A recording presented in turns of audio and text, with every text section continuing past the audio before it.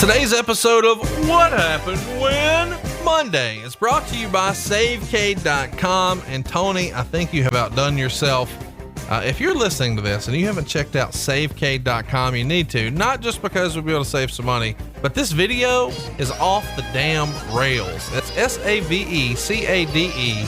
Tony, how in the world did you come up with this? This is proof that you take drugs. Maybe used to. I don't know if I do anymore, but I do need to say that when I bring up SaveCade, there's a shot of me that looks awfully fat on there.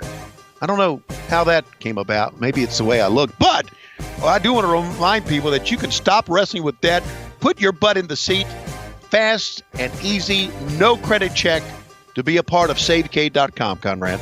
Well, and what's fun is, the site even says Mortal Kombat all of your debt. No more hard way or easy way, brother. Maybe that old kitchen's gotta go. Maybe you're desperately out of time to pay your house off faster. Well, we want to let you know that you don't need good luck and credit. Your credit doesn't have to look as good as the Z-Man did. And you can own a house with no money down, which is coincidentally how much money Evan Courageous drew. You can make this fast and easy. It can even be the greatest night in the history of our great sport when you skip your next two house payments. And maybe you could even lower your monthly payments, which probably would have been helpful when WCW was taken over by Bill Watts and he cut your pay, right, Tony? Yes. You can cut years off your loan, consolidate your debt, stop making the minimum payments. Believe you me, that will get you behind. And get a greater tax deduction, Conrad. It's all part of SaveCade.com. And what I love about it is you can own your own home with no money down. My favorite thing about the thing, though, is you fucking dancing and singing. I'm not making this up. Tony Schiavone dances and sings. You've got to see it. Even if you don't actually need a home loan or need to save money, you've got to see Tony singing and dancing at SaveCade.com. That's SAVECADE. NMLS number 65084, equal housing lender.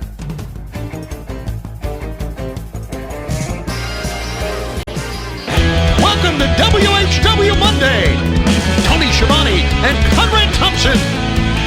Jim Crockett First Arcade, 605 NWA, TV title, Cajun Omni, the Bunkhouse Stampede, Flair and Horseman, Garvin, Bogey, Magnum, Dusty, Express Tag Team, Turner, Bond, Mid-South Joint World Championship Wrestling. Talking about the great years of World Championship Wrestling, the NWA and Jim Crockett Promotions. Tony and friends north they win, look Schiavone's back again. World title split off, center stage, Bischoff, Disney, Hogan, and Nitro, New World Order and the Crow, Thunder, Russo, Arquette Champ, Vinnie Mac, simulcast. Tony's back with Conrad, not your classy podcast. Watch along, try not to laugh, lowest rules can't pass. This wasn't the initial plan, Tom Zigg's a good-looking man. Klondike Bill, make a chair, Tommy, you come over here. What happened when? WHW Monday. And now, let's go to the ring. And here's your co-host. Hey, it's Conrad Thompson. Hey, it's Conrad Thompson, and you're listening to What Happened When Monday on the MLW Radio Network. And of course, it wouldn't be Monday if it weren't Tony Schiavone. How are you, kind sir? Conrad, how many podcasts are you doing now? 1,000 a day? Nah, how about 3 a week? Wow. You are a busy, busy man. It's great to be with you once again. And hello, slapdicks all around the world. Thank you very much. Had a chance to talk to some from Great Britain this past week.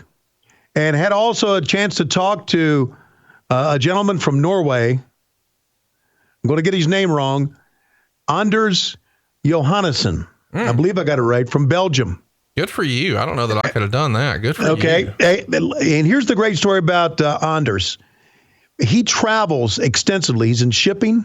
Right. He has listened to our podcast in Taiwan and in China. Wow. And all around the world. He takes it with him. And that's how he keeps busy, by listening to our podcast. How about that? And he was different. And this is a great story. He said, I wasn't a Tony Schiavone fan growing up. I became a Tony Schiavone fan through the podcast. Right. Isn't that unique? So that's that. Thank you very much, Anders, for being out there. And for everyone that I've talked to over in Europe this week.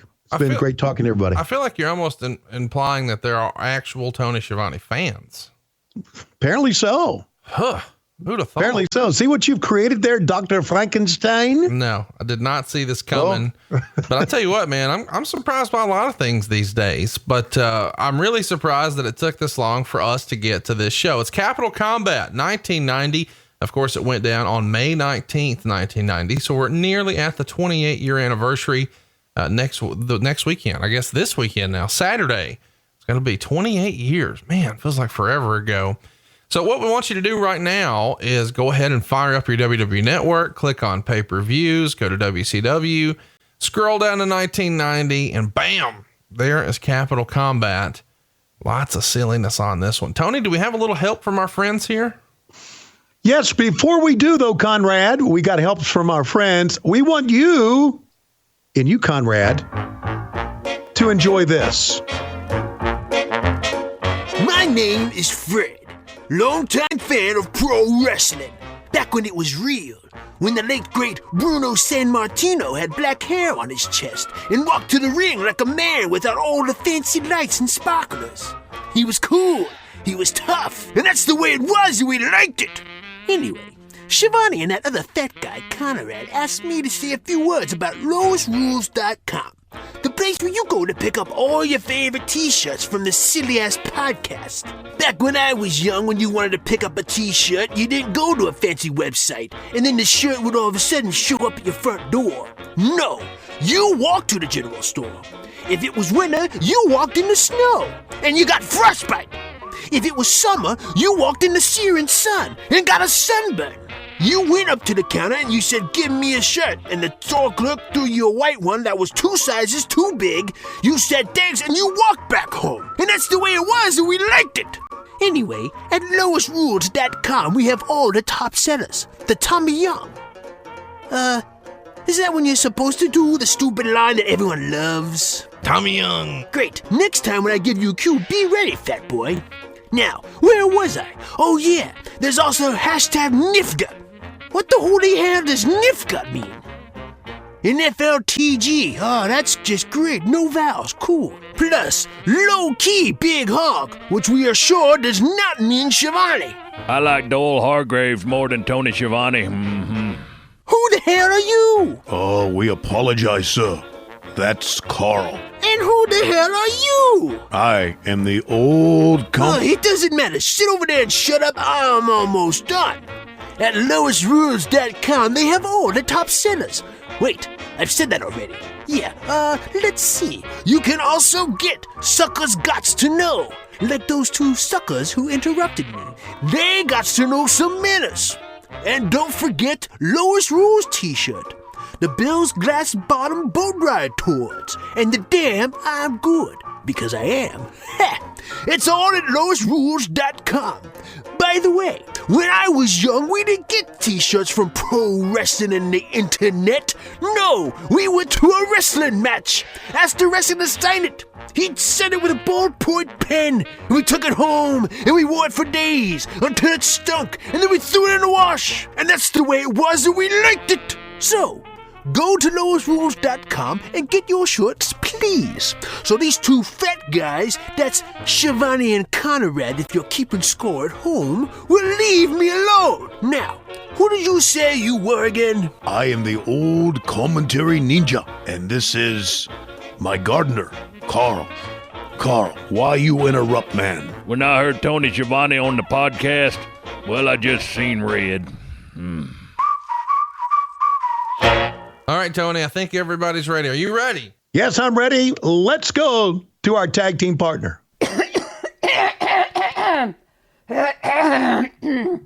3, 2, 1. Lowest Rules. The hit play. How about this old school graphic right here, man? I know you hate this shit, but I love it. No, it doesn't age well, but it makes it hits me in the feels when this was like cool shit right here. Well, this was kind of ahead of its time. I mean, they put a lot of money. They probably put more money into the graphics than they put into the entire damn show. And you're going to find out why. Stamp that Capital Combat. Return of Robocop. Ladies and gentlemen, it's great to be with you. Welcome, you're lucky live at the DC Armory. And tonight, we have quite a show for you here in the nation's capital, Washington, D.C. And hi, everybody. Holy shit, I'm a good-looking Tony Schiavone, and I just want to let you know that a month ago I left the WWE. Since that time, I have been on a lot of somas. I've been on a lot of drugs. I've been wanting to kill myself a couple of times, but I'm ready to go here with a great a show here tonight. At least I hope it's going to be a great show tonight. We're also going to see, aside from all the things that are listed, we're going to see here tonight the Junkyard Dog. We are going to see the Undertaker, Mean Mark, take on Johnny Ace. And then again, we are going to see a shitty hair match. But right now, it's time. Let's go down to Curtis Hughes, who's going to lead the band, Mr. Big Cat, in the national anthem. Can you believe this is a real thing right here? Yeah, I can believe it's a real thing. Well, why? Well, why? Well, look, I do baseball, I do football, I do basketball. I listen to oh my God, there's Michael Hayes running a camera. No, that's not Michael Hayes. That's way too skinny. I see so many national anthems, and you know what? I'm a great American. God bless America. But I'm kind of national anthemed out. And I wonder why that does look like Curtis Hughes, doesn't it? I wonder why it needs to be on a wrestling show. I've often wondered that. Well, I think it's a cool touch, especially at the time. These days, I understand what you're saying, that maybe we're anthemed out. I'm not. I still dig it. I still think it makes it feel like a big deal. But I get that maybe it does seem a little out of place on a wrestling show, but with a, something named like this, Capital Combat, maybe that I don't know. Yeah, well, the nation's capital, I understand. I think we're a little bit ahead of the Gulf War by now. We're close, ahead of the Gulf War. How about that one pyro over in the right? One of them works on the right there. Hey. All right, congratulations, Nathan is over. Okay, now, doing the play-by-play tonight, my good buddy, JR Jim Ross, and of course, the man that I grew up listening to, the legendary Bob Caudle. Gosh, I love these guys. And right now, without further ado, I'm going to go have a couple of drinks, settle myself down, realize that I'm back here in this shit, and let's send it back to them. Man, this is this the best group of announcers ever? Tony really. Schiavone, Jim Ross, Bob Caudle. I mean, this is what a group. I thought you were going to do a couple saxophones. No, I can't. I think we got plenty of opportunity in this one for that. But yeah, I'm just sort of in awe. You've got, in my opinion, three of the greatest commentators of all time. I mean, what a stacked roster. I know a lot of people like the personality of maybe a Bobby Heenan or a Jesse Ventura, and I get that. But man, these three guys all added a layer of realism, whether it's Tony Schiavone, Bob Caudle, or Jim Ross. Three of the very, very best. If Gordon Soley was here, this would be the deal. He is here, man. But Gordon Soley is going to be in Robocop hell tonight. We stuck him. Say, okay, let's get the phoniest fucking thing that we can put on the show. Oh, I got an idea. Robocop. Okay, now let's get the most respected, realest announcer ever, and put him in there with Robocop, Gordon Soley. So there you go. How about that? How about this one? This is an interesting match. I'm going to show you why we needed a gorilla position in just a moment. As I don't know what this guy is on the right here, but Sir Oliver Humperdinck coming out with Bam Bam Bigelow. And of course, it seems like you can't put a stake through Kevin Sullivan's heart. He's everywhere. And Cactus Jack in a 6-man opening match. Team. This is, maybe the biggest group of badasses. I mean, these were three madmen. Kevin Sullivan used to be the devil in Florida. Bam Bam Bigelow literally has fucking flames tattooed on his head. And Cactus Jack Manson, dude, just one of the, what a 6-man. This is unbelievable. And then it's like, well, I can't wait to see who they're taking on. Yeah, can't wait to see it. Bam Bam Bigelow, and I got a story about him I want to tell everybody I remember from the Omni. I may have told the story before, but for a guy who looked as oddball as he looked with flames tattooed on his skull, he was a prince of a guy. He really was. He was a nice man, and it really broke my heart when I whoa. Let's don't bring him in with the big entrance. Let's bring him in with the Couple of midgets on a motorcycle. That's what's weird to me is, and I know people don't really like the term, but back in the day, the term for riding on the back of a motorcycle was what? Bitch, right? Right. So you're going to have two badasses ride bitch to the ring? Like, exactly. Feels like they should have driven their own motorcycles to the ring. Okay. And from Sesame Street, which one of these doesn't belong? I mean, this is me on a scooter right here. Well, there is a very Conradish look about him, I would say. That hair, though, that hair is even too wild for me. I don't know about this. Okay. Norman brings a T-shirt. He's going to peel off. Can you imagine what's going through the mind of the Road Warriors here when they look at the gut of their partner? I guess it's worth mentioning. They're fucking out of here, son. They cannot leave here fast enough. They leave here, of course, to join the World Wrestling Federation, and it happens in short order. As I mentioned, this pay-per-view goes down on the 19th, and wow, they're out of here, bro. Norman probably helped push them out the door, wouldn't you think? Their contracts were set to expire in December, but they were allowed to leave earlier. And they're going to be called the Legion of Doom, of course, not the Road Warriors. And it was even speculated that in the torch that they wouldn't even wear face paint. Now they're not going to be called Road Warrior because they don't want to confuse the Ultimate Warrior, but it's even suggested, hey, they're not even going to wear face paint. No, that would be like Kiss not wearing face paint, wouldn't it be? I mean, I agree. I mean, I get why people would think that. Yeah. But man, what a fucking deal it is here that they're out of here. What do you remember about their departure? Because it does feel like it's a little bit out of left field. Yeah. Here's what I remember about the departure. I remember I turned around and they were gone. That's what I remember about it. Like, what? What the fuck? What's going on here? I just got back and they're gone. Well, I mean, obviously Turner Broadcasting giving the reins to Jim Hurd and letting Turner Home Entertainment also dictate what we did in a pay-per-view. It ran a lot of people out of town. I don't think there was any question. Oh, great bump by Mick Foley. It was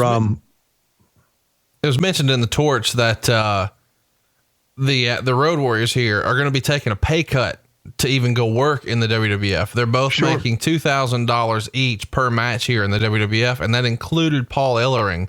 So this match here is a $6,000 deal for them if Paul Ellering's there.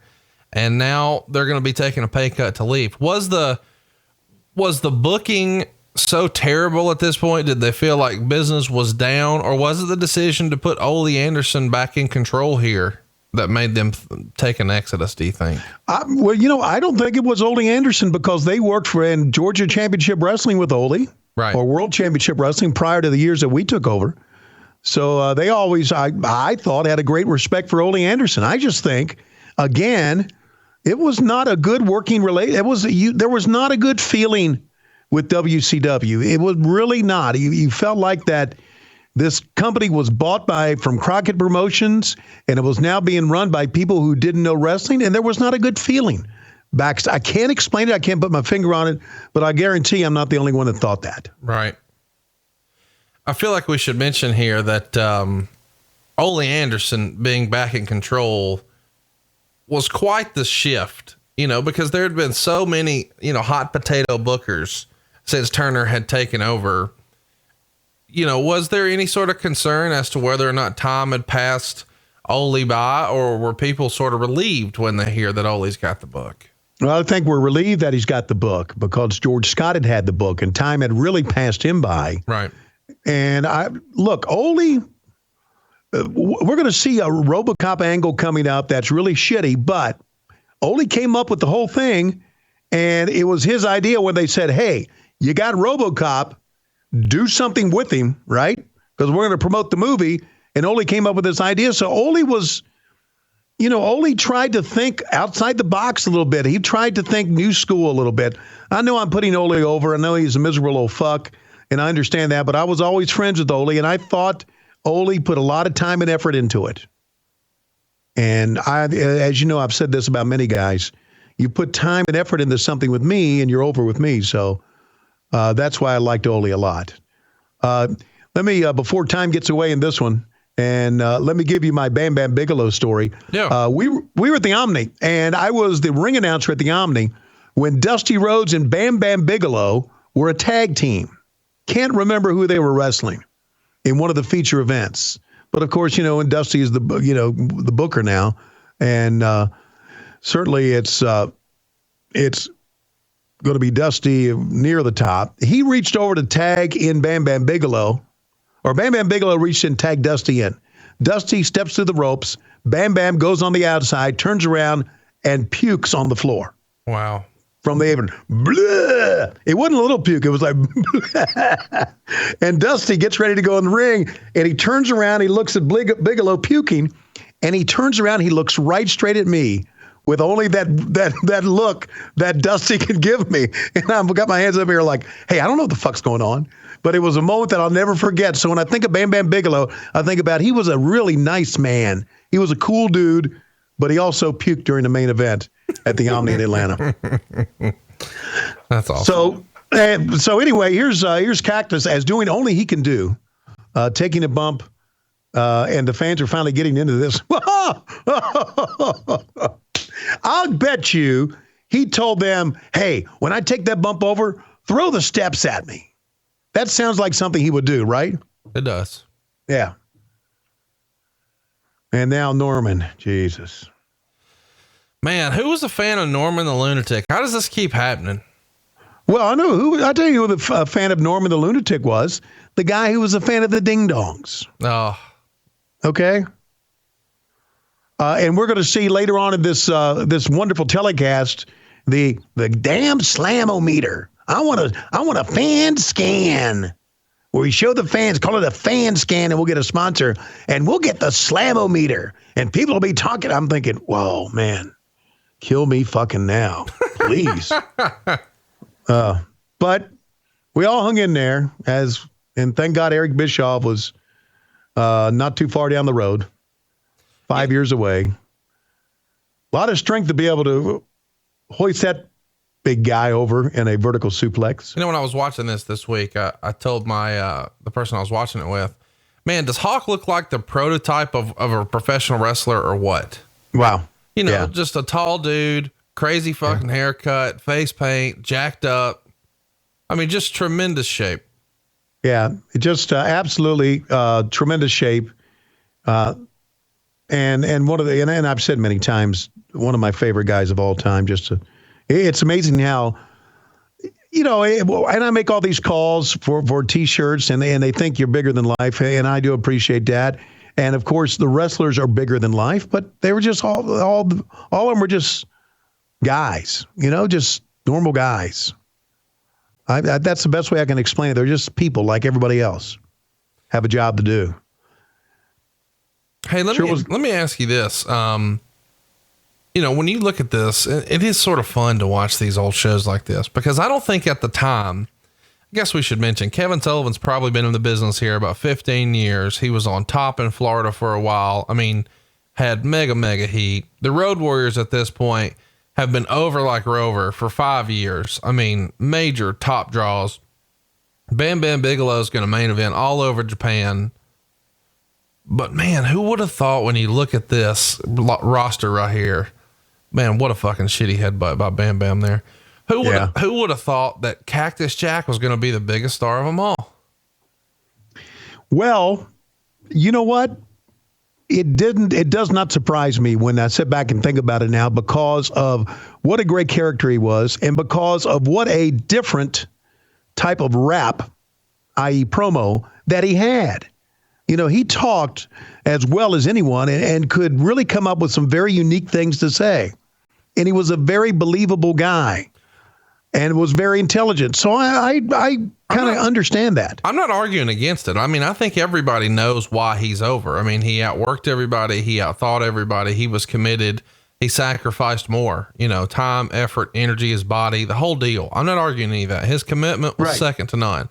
I'm just saying, when you go back and you look at this from a 1990 perspective, I mean, you're going to think, well, Bam Bam Bigelow has been in the WWF and, everything the Road Warriors have done. You just probably think that Cactus Jack is, fourth at best. right on this list. And really, he's going to fucking pass them all. And it's a testament to what he was able to do, man.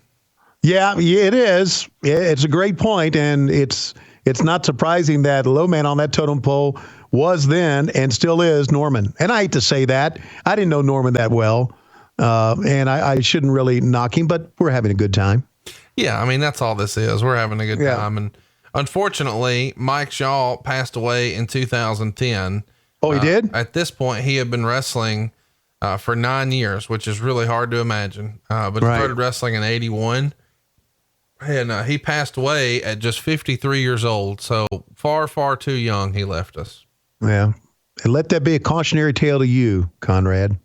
I guess we should mention that he also played Friar Ferguson, Bastion Booger. I mean, he obviously Norman the Lunatic, but you know, he had so many sort of gimmicks that we all remember. I only remember Norman the Lunatic, to be very honest with you. And now we're going to see the replay. We're seeing the replay here. Kevin Sullivan takes the dive. Hawk comes off with a big lariat, and Randy Anderson fights through a couple of guys to get the 1, 2, 3. Here's why I think you can see that we needed a gorilla position in WCW. Watch how silly this looks. I know exactly what you're going to talk about. They're going to be introducing the next guys as other guys are walking out. Yes, what the fuck exactly. is this?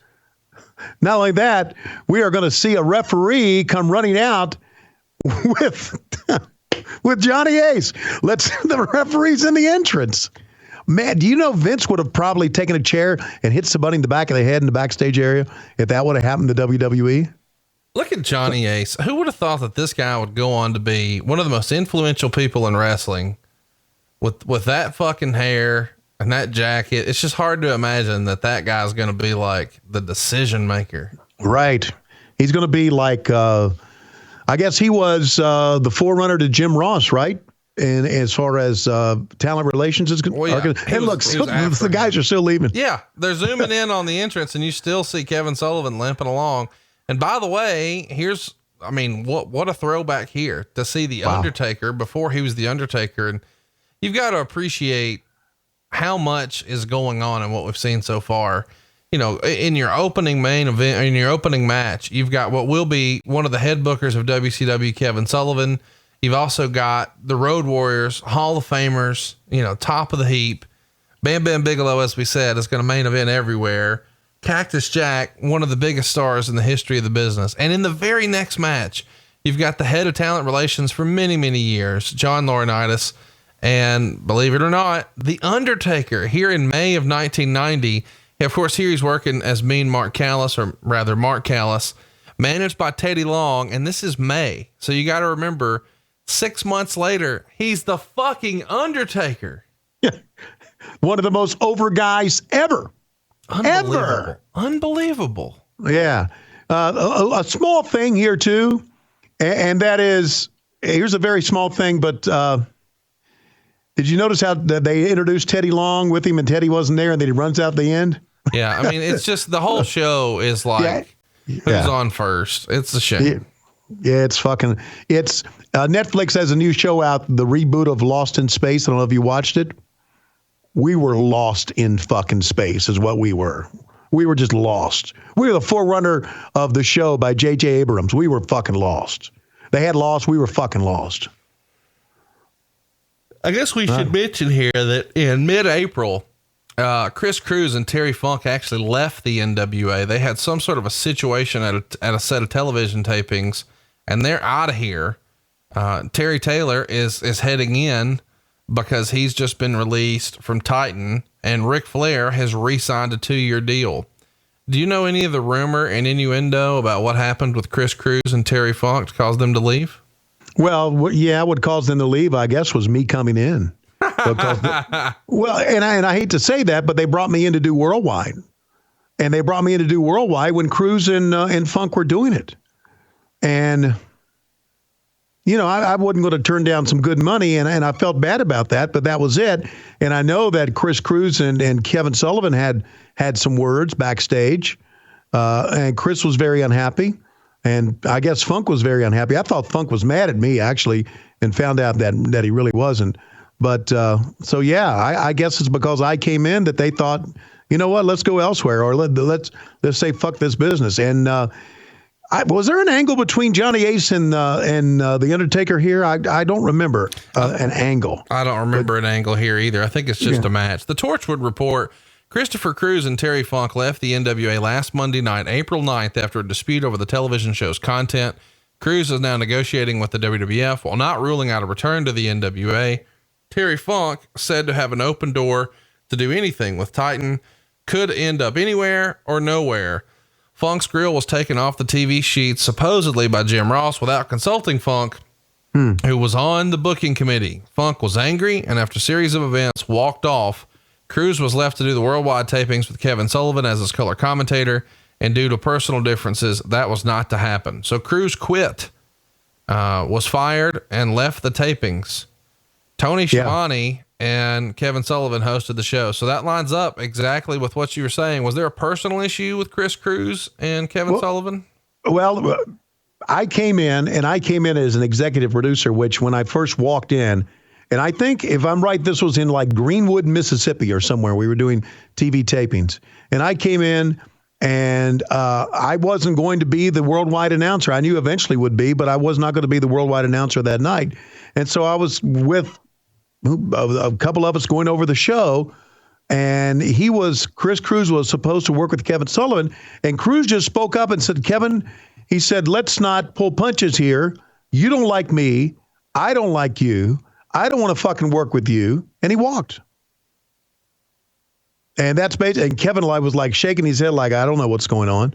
And so apparently there was some animosity that happened before I got there, but Cruz just cut a little promo on him and walked out. And it was me and Kevin. So there you go. I wasn't expect to, but I did the show that night. This tells you a lot about how the Road Warriors had sort of been booked at the time. This is directly from the Torch. The Young Bloods are in and already more over than the Road Warriors and Tom Zink and Brian Pillman. They will be a hot team if used right. It's amazing to me that at that point they're thinking the Young Bloods are going to be over. Was it just the booking that had the Road Warriors sort of burn out here with the fans? Yeah, well, maybe so. The Young Bloods? Well, that's what I'm saying. Them being in the opening match here, the Road Warriors, does feel a little weird. It also was weird that Arn Anderson hasn't been wrestling a lot around this time. He'd been out with an injury, but he's back, at least participating in angles and interviews after a long layoff of TV.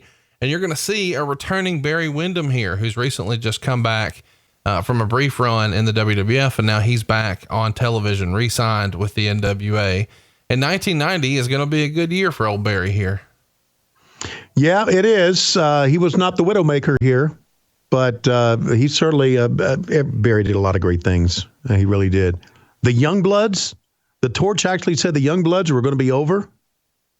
Would you read that passage to me again? Did I miss something? No, you nailed it exactly right. I mean, it's exactly right. And I guess we should mention here that Paul Lee had been on the outside looking in, but he's recently just signed to come in, and he has signed a deal to come in and be a color commentator on the NWA Power Hour with Jim Ross. It feels like there's a lot of shuffling going on here. Chris Cruz is out, Tony Schiavone's back, and Paul Lee's here as well. Right. Well, again, it's a new company trying to find its feet and trying to bring people in, and it's people who were in realizing, boy, this is the shits, and trying to get out the door as fast as they could. It's and realistically, it was probably as much shuffling going on here now as it was back in the glory days, right? Even though in the glory days, when I'm talking about, the mid to late 90s, they were high profile guys that were doing the shuffling. I guess we should remind you, on the other channel, the WWF is coming off of WrestleMania VI, where the Ultimate Warrior beat Hulk Hogan for the world title. And that was like your last show with the company, right? My last show was Toronto, and that was at then Sky Dome. I was there. I did some interviews in the back and left. And flew back to Stamford, Connecticut, mid-show, to be able to produce that video cassette for Coliseum, which will be my last. Didn't even stick around for the entire show. Allegedly, 495,000 homes purchased the show. So it's like a $15 million gross. And they called it a disappointing figure. Were you sort of the mindset going into that show? And I know it's not the show we're covering now, but you were there. Did you think WrestleMania VI would draw bigger than WrestleMania V? Because V was another level with that Macho Man Hulk Hogan angle. I did not. And I thought it would obviously draw bigger at the gate because of the venues were different. Right. But I did not, because I had thought, I remember doing a meeting with Coliseum Video and Vince McMahon, and Coliseum was trying to push. This was late in 1989. We're trying to push Vince as to what would be the main event of WrestleMania. And I remember Vince would not give in, and he just told the Coliseum Video people, "We think we're going to have a great main event." And when he said that, I'm thinking, who in the world's left on this roster to feed to Hogan that's going to be the big main event? And I was really shocked it was Ultimate Warrior. Although I do think they had a great match. They had a very well planned out, structured, and they worked a great match for those two. But yeah, I agree. I don't think that the Hogan Warrior match had the sizzle that Hogan and Macho Man did. And in many ways, tell me I'm wrong here. Here's an inside cradle. 1, 2. Sorry, I'm warming up for my next MLW gig. So, and I got to remember moves too. Am I wrong to say that Ultimate Warrior back in the day was somewhat like a Roman Reigns today? You mean in that they were trying to push him even though the fans weren't really digging it? Yeah, exactly. I don't think so, but I was a kid at the time because, man, I fucking love the Ultimate Warrior. And I know that's not popular to say now, but man, I had an Ultimate Warrior birthday cake when I was a kid. I was all about it. Okay. Well, there you go. He was big with the kids. And again, Roman Reigns might be too. Let me tell you who's not big with the kids, and that's Mr. Shane Douglas here. Shane Douglas, of course, had been one half of the Dynamic Dudes, which is the other half in the ring right now. Of course, Johnny Ace. But it's in the Torch in late April. Quote, Shane Douglas was fired over refusing to take a fall after Callous's heart punch. It's one of the few times management appeared to be in the right on a decision. So that's the reason Shane Douglas is out, and maybe the reason that they've got Johnny Ace in here doing the JOB for Mean Mark. Yeah, I think so. That's odd. Well, I know Shane has always had a mind of his own, but I mean, Mean Mark was pretty much, I thought, a pretty big deal. There was rumor and innuendo that Flair was reportedly rejuvenated with Wyndham back to work with here. And of course, he's going to reprise his role as a Horseman. And so we're going to essentially see a 5th Horseman, because they're going to, make sure everybody understands that Sid is also a Horseman. So when you count Ole and Arn and Barry and Rick, Sid sort of makes 5. What did you think about Sid as a Horseman? Yeah, not on the fucking log. I thought and I understand he was big, he was imposing, he looked the part, but I didn't think he fit in the Horseman scheme of things.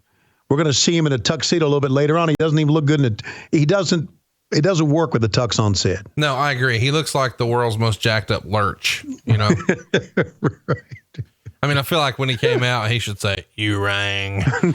Well, we're talking about announcers earlier, and this sort of caught my eye. In that same issue of the Torch, it was written, along with Dangerously, the NWA has another color commentator, Diamond Dallas Page. Page will start out on the scarcely seen main event syndicated show with Bob Caudle. What a fucking rib it had to feel like for Bob Caudle when you've got Diamond Dallas Page, who, don't get me wrong, has the gift of gab, but what an over the top character, right? To put with a very straight man, Bob Caudle. That feels like an Odd Couple series, does it not? Yeah, it does. And Diamond Dallas actually did some work with me, and just to kind of get him warmed up for things. And, he came out, I remember he had all his wardrobe out in the back. Should I wear this? Should I wear this? Should I wear this? It was like Larry Zbyszko before his time. But Page never really fit in as an announcer, but at typical Diamond Dallas Page, he was going to work hard at it to try to make it work, because he was a pretty good stick man, being in the AWA at one time, right? As a manager. Isn't it a great reputation to have? You know, I know we've had fun with Dallas here on the show, and he's a good sport about it. He didn't give a shit, but isn't it a great reputation to have that everybody just says, oh, well, Dallas will put in the work. Oh, a typical Dallas, you know, he worked his ass off. I mean, Well, what a great reputation to have. you're not kidding. And it's led to plenty of success after wrestling. Look For at him. this fucking slam-o-meter. Oh, yeah, there's a slam. Hold on a second. All right. Do some commentary here. Take over. All right, now I'm going to go back here. As you can see, these two guys in front of me are not really guys. They're mannequins. And just let me say that I have no fucking idea. I've done some of the greatest matches in the world. I've seen guys get shivers down through their 32 movable vertebrae. And I've seen guys put in vertical suplex. And here I'm stuck in front of a door on a pre-tape. The fuckers didn't even fly me to Washington so I could drink. I'd rather be at Molio's in Tampa having a few gins and tonics and pushing them back right now. But here I am, not only playing second fiddle to JR, not only playing second fiddle to Bob Caudle, but playing second fiddle to that motherfucking Tony Schiavone. What he's doing back here, I'll never know.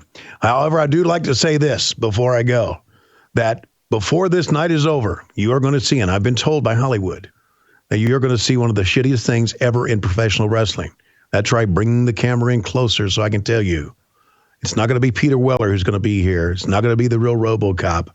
It's some slapdick who is a stuntman who's going to be in the Robocop uniform. You heard of me from here, Gordon Soley. And you can hear it on the hotline. Now, these two mannequins are still standing here as if they're protecting something. But in a few moments, you're going to see Robocop emerge here. Let's send it back to Tony Schiavone. That fucker at ringside.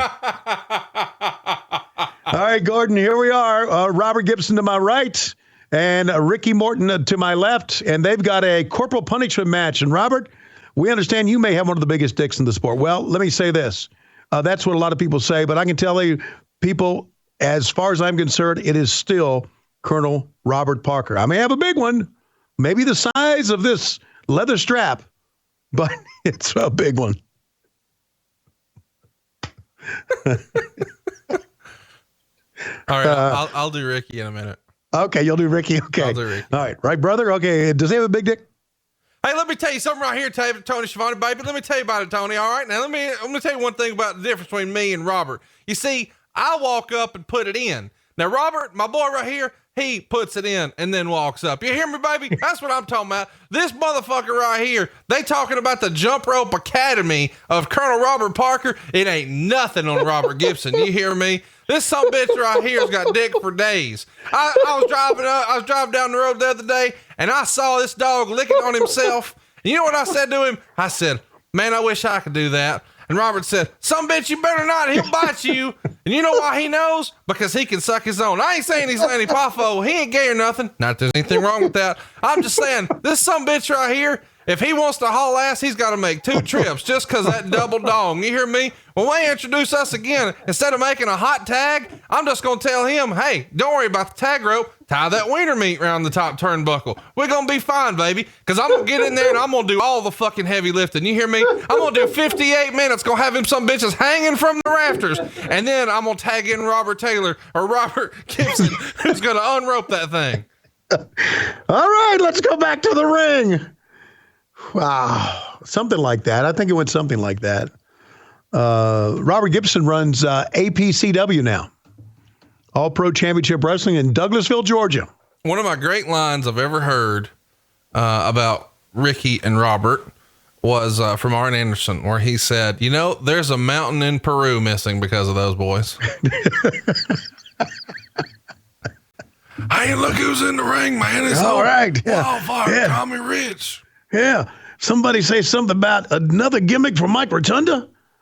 Man, Captain Mike Rotunda. What a fucking terrible gimmick. You know, this guy was a badass with the varsity club. In a couple of years, he's going to be, or maybe less than that, he's going to be IRS. But what the fuck, man? Captain Mike Rotunda. Right. I mean, it feels like he's trying out for the Love Boat. How did that Love Boat song go? It's Love Boat. Everybody's gonna get fucking tight tonight. What? The Love Boat. Remix. I don't know what's going on with you right now. I don't remember I'm a Partridge Family guy, not really a Love Boat guy. Samoan SWAT Team here. And that's all I got to say about that. Here's the deal. I know that this isn't popular and a lot of people are going to say this is ridiculous, but I fucking love the Samoan SWAT Team. I know they're going to be paired with Paulie Dangerously. And yes, they are. I just think the Samoan SWAT Team were badasses. They were believable. It was a good gimmick. A lot of people would argue it was racist, and I hear you. But at the time, this is sort of what was done. These days, I know people would say, out here with all their fucking... what kind of shells are those? I was never a douche in 8th grade. I didn't have these. Were they big conch shells? No, I don't think that's it. It's like sort of a P or something. Conch shells, what you put your ear up to hear the ocean. Okay. Well, you know what we got to do? We got to get like What Happened When conch shells over at boxofgimmicks.com. And whenever you pick it up and listen to it, it's like you talking about a dirty Klondike Bill story. Yeah. Or, hey, slapdick or something like that. Dude, we got to have that. Yeah. It's going to kill me till I remember what those stupid ass shell necklaces were called. It's like a P. It's like a Pika shell or puka shell or. It's a puka shell, like a Pikachu, but a puka shell. Yeah, there you go. Okay, I got a Pikachu. Hey, so let me get into the racism thing here because it really makes my asshole want to chew tobacco to talk about this. But do you really think them wearing their native garb is racist? A throwback to honor from Samoa? Well, I think them being presented as like savages is a little fucking ridiculous. Like, these guys, because, certainly the perception in these guys was, oh, you can't headbutt a Samoan and they're savages and they climb coconuts. And these motherfuckers are from Pensacola. You know what I mean? It's like, yeah, I got it. And so that's all I mean is, and I know that that's silly, but like Roman Reigns, he's just as Samoan as these guys are, and he's not presented in this way. So these days people would say, oh, that's fucking bullshit. But around this same time on the other channel, they've got Tony Atlas dressed up like, Saba Simba or whatever his name is. Right. Right. Well, hang on a second. What about Samoan Joe? Isn't that kind of a racist thing? I don't know. I don't know if that's the same thing, dude. All right. I mean, because he's sort of presenting himself as a shoot fighter. He's got the kick pads on and, like Muay Thai shorts. And meanwhile, these guys are coming out with puka shells.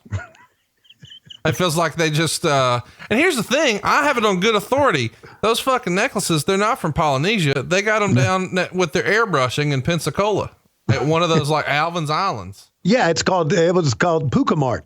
Yeah. Puka Mart. Puka Mart. Absolutely. Or as Bruce would say, pukas are us. Here's the deal. To me, you've got to appreciate this old school style wrestling. These guys have been in the ring for, I don't know, what feels like forever. They haven't even touched. They're just getting the heat. It's old school and it doesn't really translate to a great television product, but old Southern wrestling, man, that's what you did. Yeah. You're not kidding. Absolutely. You got the heat beforehand. And of course, if you were going to go like 20 minutes, it also learned to kill like 5 minutes of your match. You didn't have to work too. Now, you need to chat me up because I'm not sure, and I know chat me up the Samoan lineage tree here. Well, whose kids are wrestling and who's doing what here now? Okay, everybody's related to everybody except Samoa Joe. You're all caught up.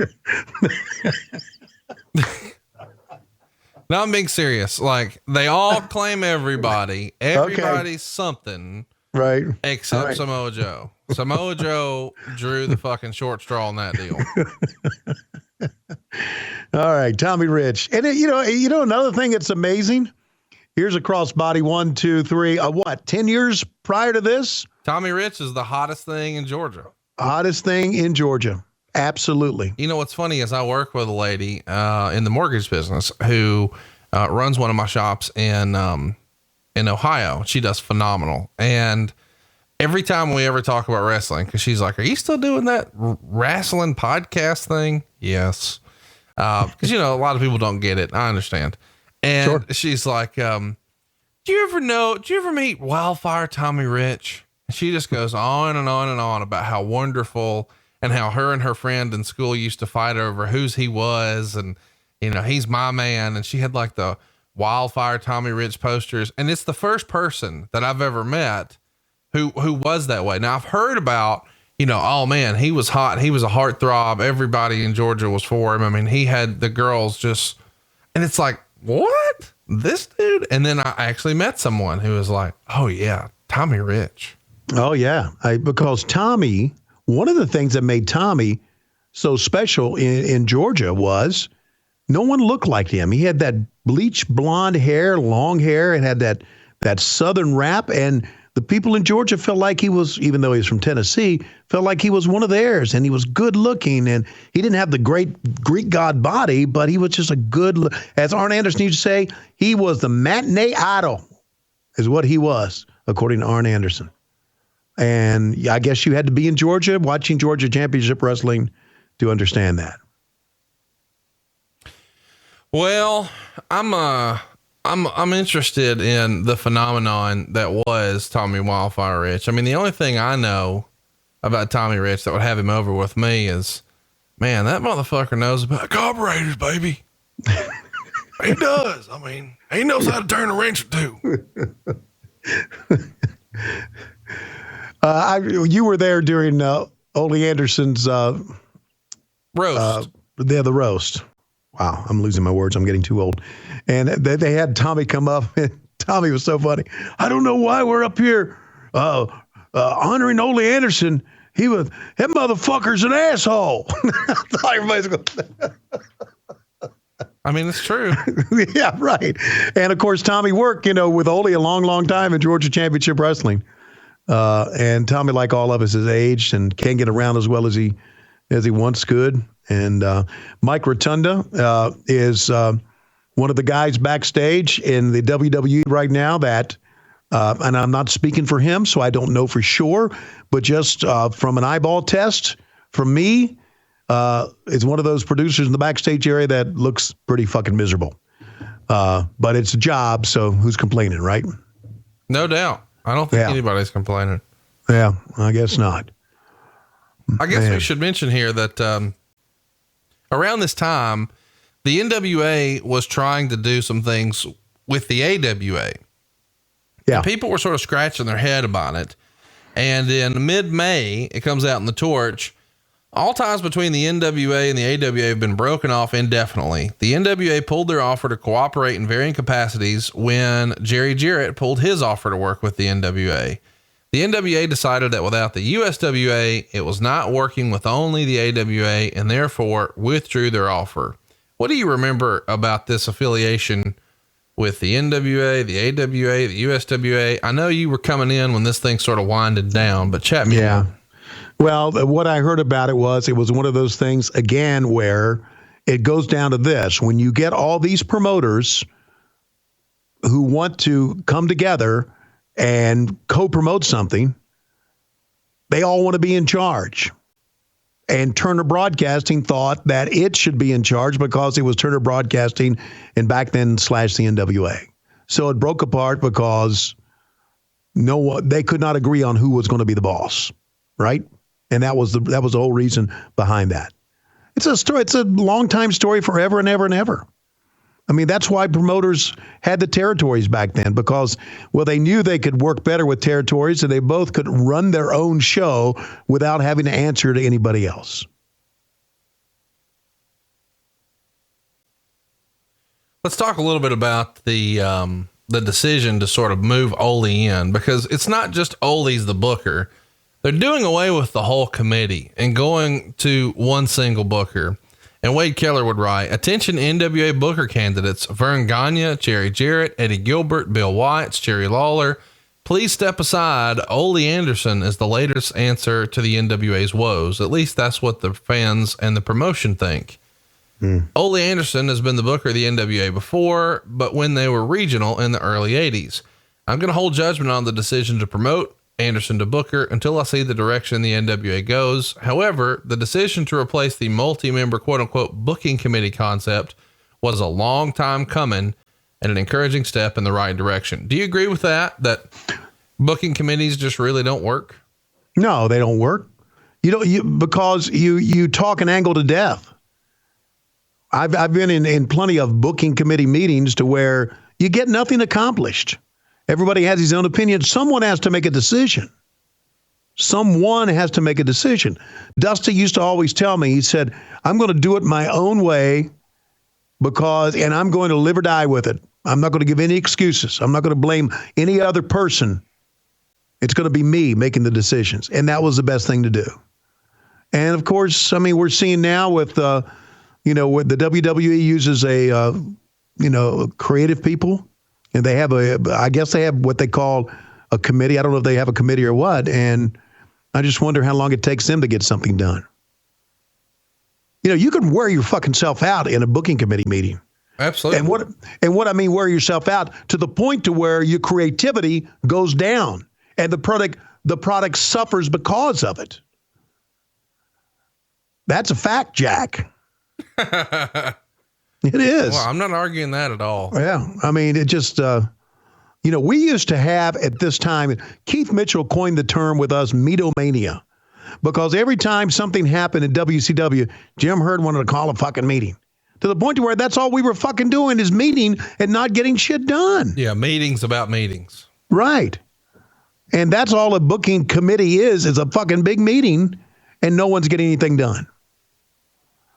So, yeah, I never was for a booking committee. I was for one guy. And I know in Hollywood they have writers. I understand that. But still, there's got to be a head writer, and there's got to be one person making the decision. So, I guess we should mention here that even though Jim Herd is still here, Ole is in charge, but Jim Herd has final veto power. Is that the way you understood it? Yeah, he's running the company. Exactly. It's like he's the Jim Crockett. It was written in the Torch. Bill Watts was very close to getting the booking job, but unfortunately, one clause prevented it from happening. Watts wanted final say in all booking decisions. Herd wanted veto power over Watts' decisions, and a compromise could not be met. So in came Ole. What do you think would have been different about 1990 and 1991 had Watts had it the entire time? That is a great question. I'm not so sure what would have been different, because even if Jim Herd would have agreed to give total power to Bill Watts, I think he would have reneged on that. And we would have been just a company in the midst of a power struggle between two guys. That's how I feel it would have happened. I could not have seen Jim Herd giving up his veto power. And I could not ever see Bill Watts allowing her to do that. So if they would finally say, okay, yeah, let's work it out. Let's see if it can't work out. It would have never worked out. And we would have been worse off than we were. We wouldn't have seen Robocop, I don't think. No, I would agree. I would agree. Yeah. We wouldn't have seen the Magician and the Disappearing Act with the Black Scorpion. Wouldn't have seen all that bullshit, I think. So that would have been different.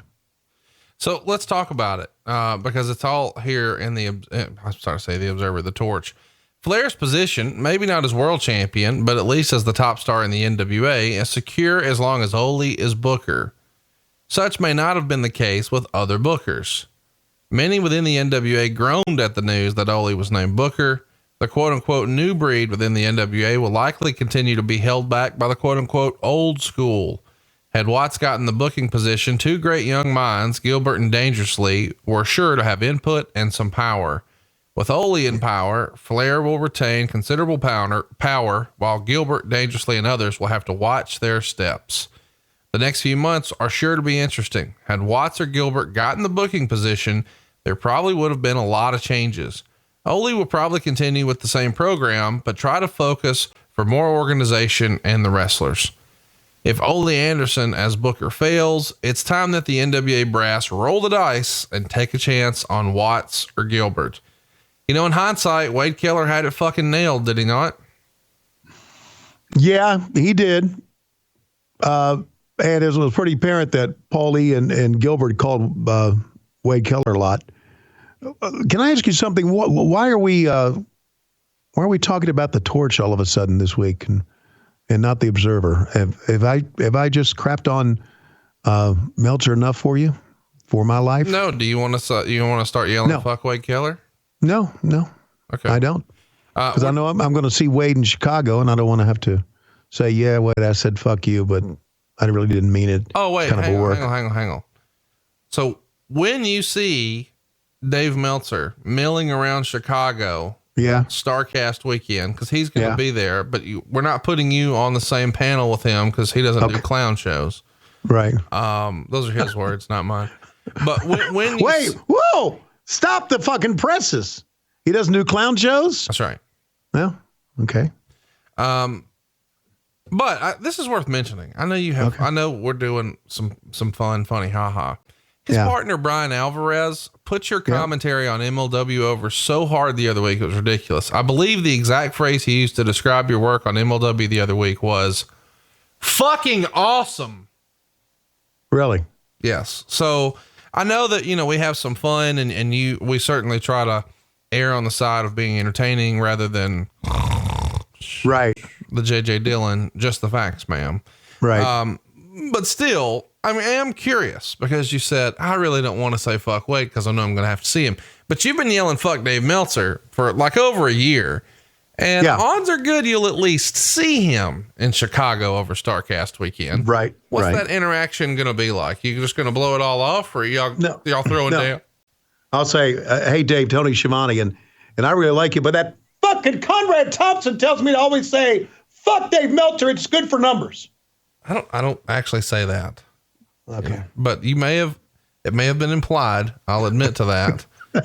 Cause here's the deal. The one time you went on a real rant, I did turn it into a rap song, yeah, right. It's what I do though. Well, actually it's what Matt Kuhn did before he decided to focus on Dutch Mantel's podcast. Hey, have you heard Dutch's podcast lately? No. Is anyone else? No, because they're not doing it. Dutch has been ill, but I'm glad you're making fun of him. Really? Yeah. He's had some health troubles, but there's nothing to worry about. I don't think. I think it's just something that a lot of people get this time of year, cold and flu season. And you're like, fuck this. Especially when you're old as shit. Yeah. Yeah. Well, and he's got that mustache, and I imagine a lot of debris gets caught in there, not just food, but like small animals, rodents, shit like that. Well, his nickname, Dirty Dutch Mantel, was not just a gimmick. Oh, he was really dirty, huh? Oh, he's a filthy motherfucker. Who's filthier, Dutch Mantel or Klondike Bill? They are both very filthy in their own ways. There you go. I don't think Dutch ever put panties in his mouth that I know of. It was speculated in the Torch, as detailed in Below the Bottom Line. Ole Anderson has been promoted to Booker of the NWA. Anything that was planned for Capital Combat could easily be changed now that Ole is Booker.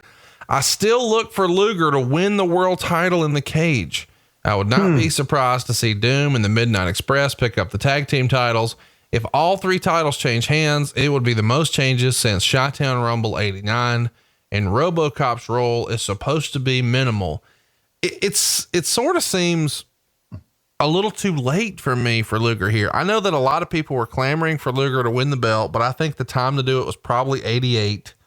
That's just me freestyling, because here in 90, it seems so evident that they were planning the switch with Sting when he had that injury, that now it just feels like they're just sort of biding time for Sting to win it, which we know he's going to the very next month, the Great American Bash. What's your thoughts here? Did you think there was any sort of logical reason for Luger to win it here in 90? No, not at all. Not at all to take it off Ric Flair. Absolutely not. And that match is coming up. However, Conrad, we do have me here, and let me say this: that a couple of my grandkids go to schools in Cherokee County, and we're talking to a member of the Cherokee County School Board here. And to my right is Rick Steiner. And Rick, I want to know how you deal with parents. I just say, fuck them. I'm not a principal. I'm not a teacher. I'm a member of a fucking school board. And I say, you get near me, I'll fucking stretch you. I'm going to stretch some parents before the year's over. I'll guarantee you. All right, Scott, what's on the hot menu today? Well, Tony Schiavone, let me say to you, fuck you and that other guy. We don't even use the word ham cubes at my restaurant in Ackworth. We're not allowed to use ham cubes. I don't want anybody to say ham cubes to me. And then that fucker in SmackDown who had the sign, ham cubes, easy way, hard way, your choice. Well, fuck you too. You see, from Bay City, near Saginaw. And of course, that's been impoverished for 32 years or so, as long as I've been around. Right, brother? Just stand over there and look dumb. Let me say this. Whatever's on the hot bar is what I say is on the bar. So to you, Tony Schiavone, and to that fucking other guy, fuck you. All right, the Steiner Brothers are in rare form. Let's go back, leaving here from School Board and Ham Cubes, and let's go back to the ring. God, I love the Steiners in this era. I mean, I know we've had a lot of fun with them, but everything about the Steiners in 1990 was just my absolute favorite. They were my favorite tag team here, no question. More than Demolition, more than the Road Warriors, they're my favorites. How about these Jim Cornette glasses here? Yeah, you know what? I do need to say this about the Steiners. They were badass son of a bitches, man, and they gave you the best matches.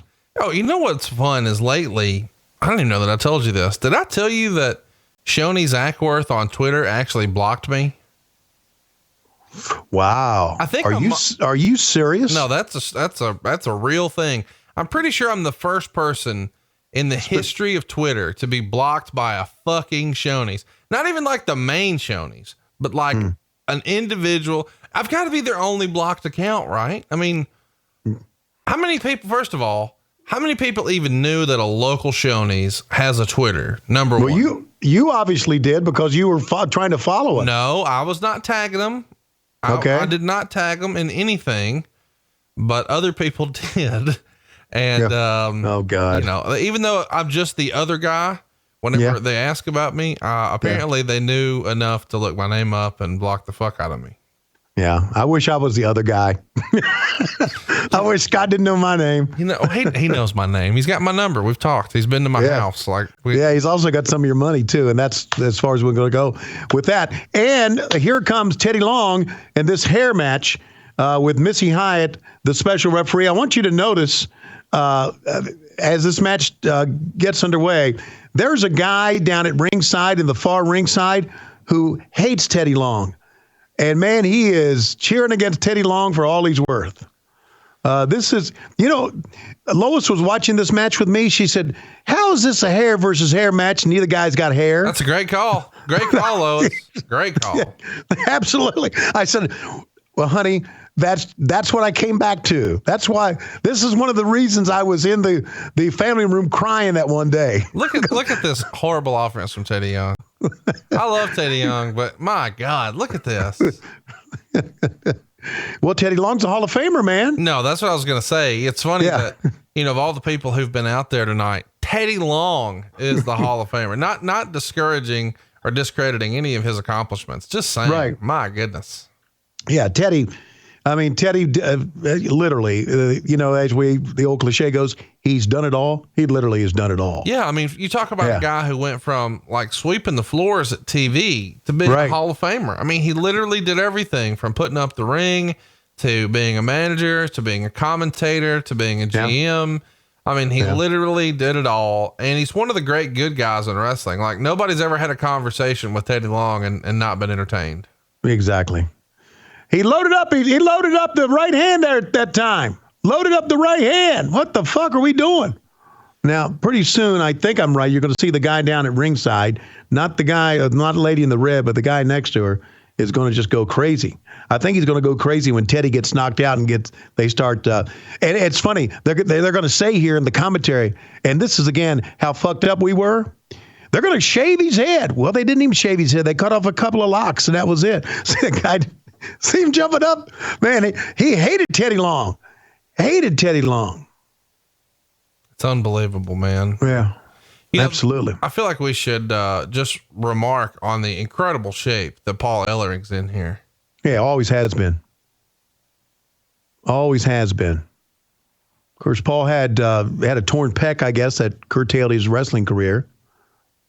And see the guy's jumping up and down right behind that side. Woo-hoo, woo-hoo, beat his ass. Cut his hair, motherfucker. Cut his hair. God, he's so fired up. Yes, sir. It really adds to your enjoyment just to watch that guy, doesn't it? I know, man. He must have had an issue with Teddy. Teddy must have taken his woman or something. Hey, let me tell you a little bit about the silliness here that's in the torch. Just a note on the Capital Combat ads with Sting and Robocop. If you look closely, you will notice that Sting may not really be Sting.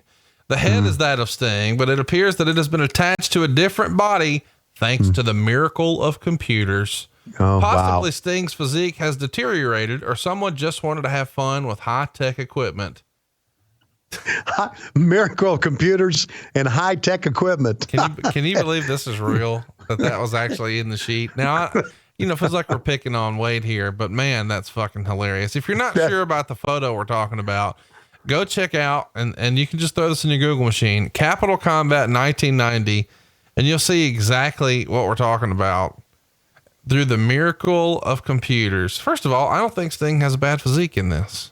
I don't think so either, but as you can tell, there's nobody up here. Well, we bring somebody the fuck in to talk to me, and shouldn't these people go? Oh, thank God. Here they are, Ole Anderson. Oh, yeah, bring him in. You guys shouldn't be walking in, you dumbasses. And who's this stiff behind us here, Ole, with the tux on? Well, let me tell you this. They wanted me, and listen, I'm a man, all right? They wanted me to be the booker. And I said, all right, I'll be the fucking booker. And then they said, guess what? In the first show, you got fucking Robocop in your show. Robocop? No, Robocop in your show. And I said, in the ring? And they said, no, do whatever you want to. I said, I tell you what I probably should do is put that motherfucker in the ring to show you how horseshit this thing really is. Be that as it may, tonight we are going to make sure that the Nature Boy Ric Flair holds on to the World Heavyweight Championship, because I'm the booker now, and I say I'm the booker now, and I am not going to. Let's bring him in here. He's always had a shitty match in my estimation anyway. That's right. Let me say this. You are looking at the Nature Boy Ric Flair, and I thought I was going to lose this title. But then when I found out The Rock was going to be the booker, I knew that I would be holding on to the title once again. That's exactly right. Before I blow my voice out, I've got to say a couple more things about the man to my left, Arn Anderson. Arn and I have been up and down the road a million times. And tonight, we are going to drink, we are going to sweat, we are going to bleed, we are going to play the price, AA, and we're probably going to end up getting laid as well. Well, speak for yourself, champ. But let me tell you this. I'm from Rome, Georgia. And where I come from, Tommy Rich was a major star. Me, my head's as big as a bucket. Take a look at these eyes. You think I look bad now? Wait till you see me in 28 years. I blew up like a fucking balloon.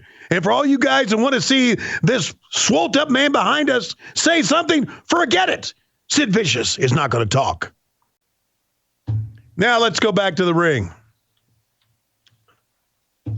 God, I love that version of the Horseman. I know you hate him, but I love him.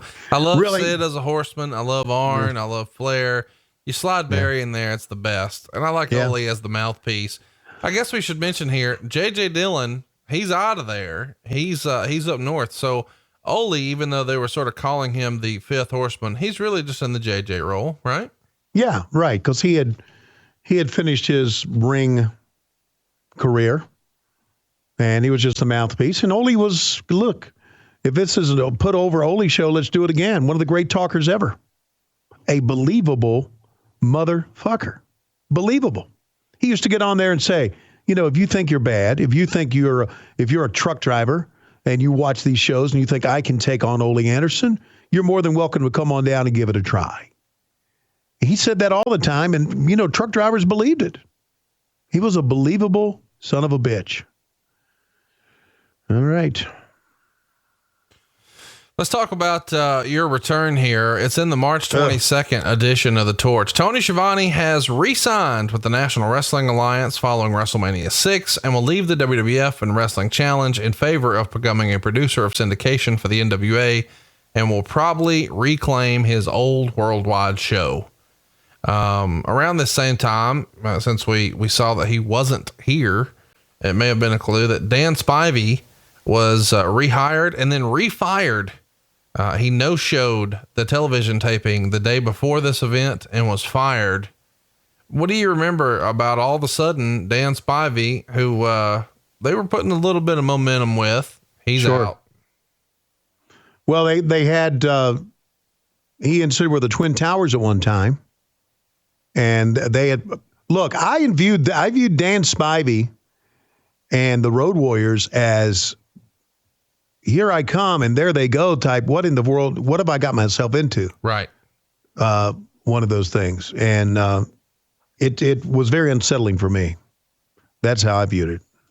Look, I really think here comes two of my favorites, as you know. God bless Z-Man, and God bless Brian Pillman as well. The Hot Tag Express, we should remind you, is one of our best shirts over at loisrules.com. And we've got plenty of different shirts over at loisrules.com, but Hot Tag Express, probably one of the more underrated shirts. Wouldn't you agree?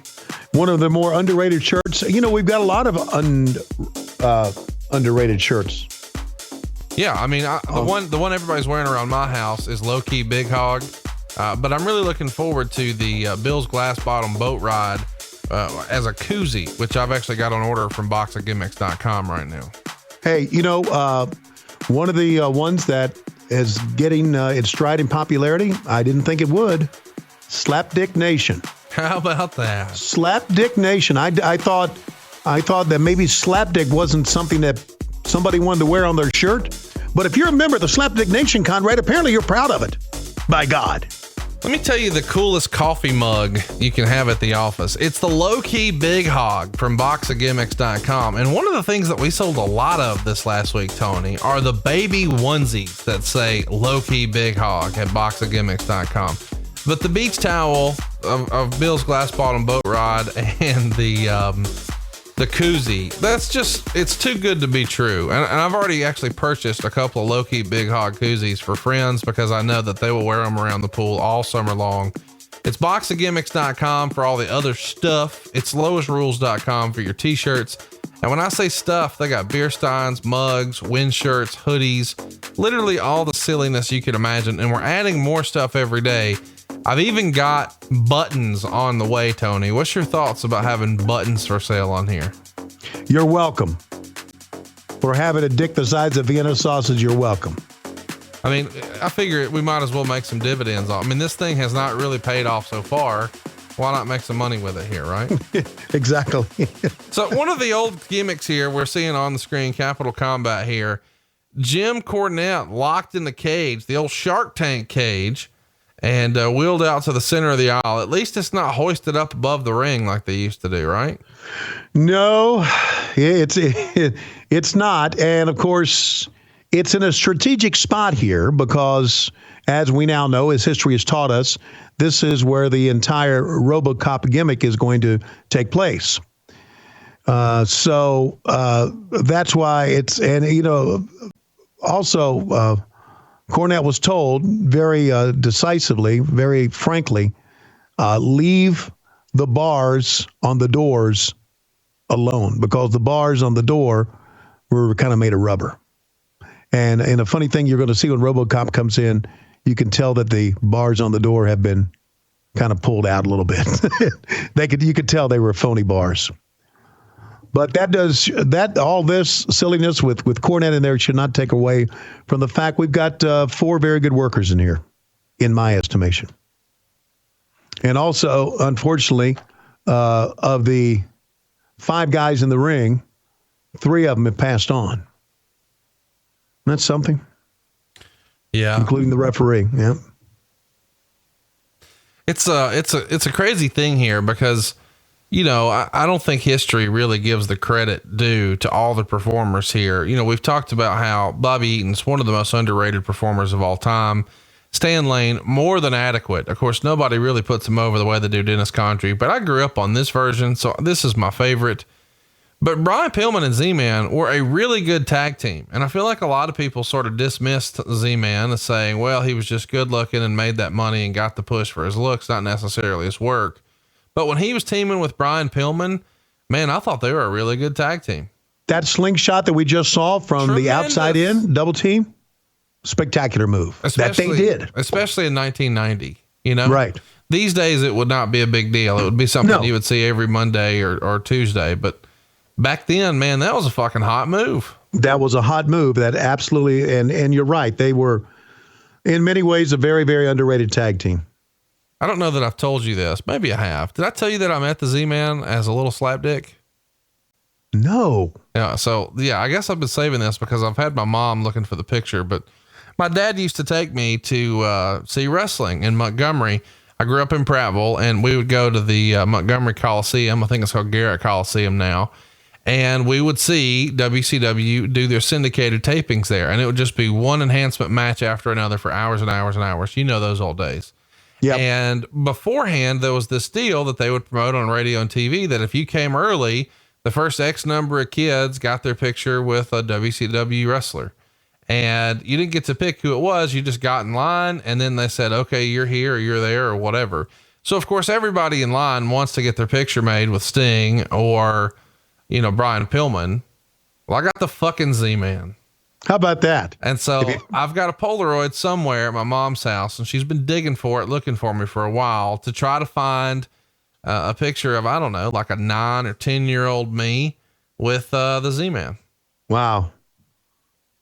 Couple of interesting things coming out of that story, that I was probably in the same building many times with a little snot-year-old, 9-year-old brat. Yep. That I now worked with. Whatever that means. Yeah. I mean, right. Who would have thought that we would be doing all this stuff together? I know. When I'm in the stands as a kid trying to get hair on my peaches. Yeah. So listen, tell your mom if she can dig and find that picture, I just might find that 6-man tag team belt. Okay. Well, I know that you're not gonna. We've had 19 false finishes on that fucking belt. And besides that, there's already been a hit put out. Jay-Z has launched the army, and Jay-Z may or may not have some friends in law enforcement. And so what's going to happen is we're going to murder your friend we're going to get the belt back. And then these dirty cops are going to cover it all up. No. The band director of Pope High School is a great man. Great man. He was. And God rest his soul. You leave his ass alone. Well, I'm not going to touch his ass. It's everything else. Like, you know, he better give his ass to the Lord, because that damn 6-man belt belongs to me. You hear me? That's coming here. What have I done to a great man? Oh, Lord, what have I done to a great man? Where are we in this match? In peace. Well, we're doing monkey flips from Huntsville, Alabama. By the way, as much as I love Bobby Eaton, is he not the most interesting looking performer ever? I mean, yeah. It feels like with that haircut, he's like king of the swap meet, right? Yeah, that's right. He feels he feels like he's one of those guys in Douglasville, Georgia. Did you see that? They had a fight at a cornhole tournament. No. Yeah. I'm going to try to get some of that audio and play it during our promotional considerations. Okay. Hey, let me ask you this. We, speaking of audio, last week we played a Matt Coon little ditty that he did, about your favorite rap song, your favorite Tupac Shakur song. What'd you think of Matt Coon's, remix? I thought it was phenomenal. Just absolutely phenomenal. Lois kind of rolled her eyes at it. Well, I guess we should mention, shout out to Dutch Mantel for being sick the last 2 weeks, allowing Matt Coon the free time to make our silly shit. Yeah. Yeah. Matt Coon do some work for a change. That's weird. I admit it is. Okay.